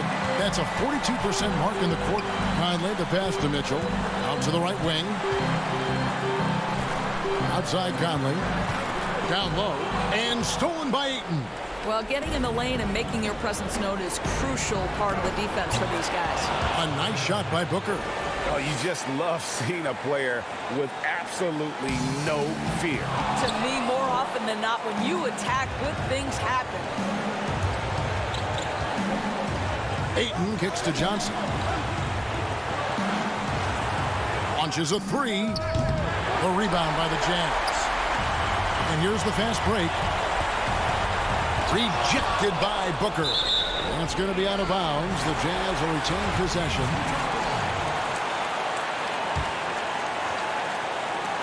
And the ball travels out of bounds. It was last touched by Oubre. And he made the right read on that play, but just couldn't secure the steal. Yeah, the anticipation was there. The hustle was there. Very close to picking that one. Now, here's Mitchell. Pass to Bogdanovich. 6 to shoot. The Jazz need to get off a shot here. O'Neal misses. I think we'll see them burn the clock a bit here. Yeah, smart move. Got it. And they've got a foul to give here if they need it. A three and nothing but a three will do here. You've got to keep your composure and execute to get a quality look from three. Pass to Conley. Here's Gobert. Here's Mitchell. Oh, he couldn't make that shot go to force overtime. And so it's Phoenix who scraped by with the win.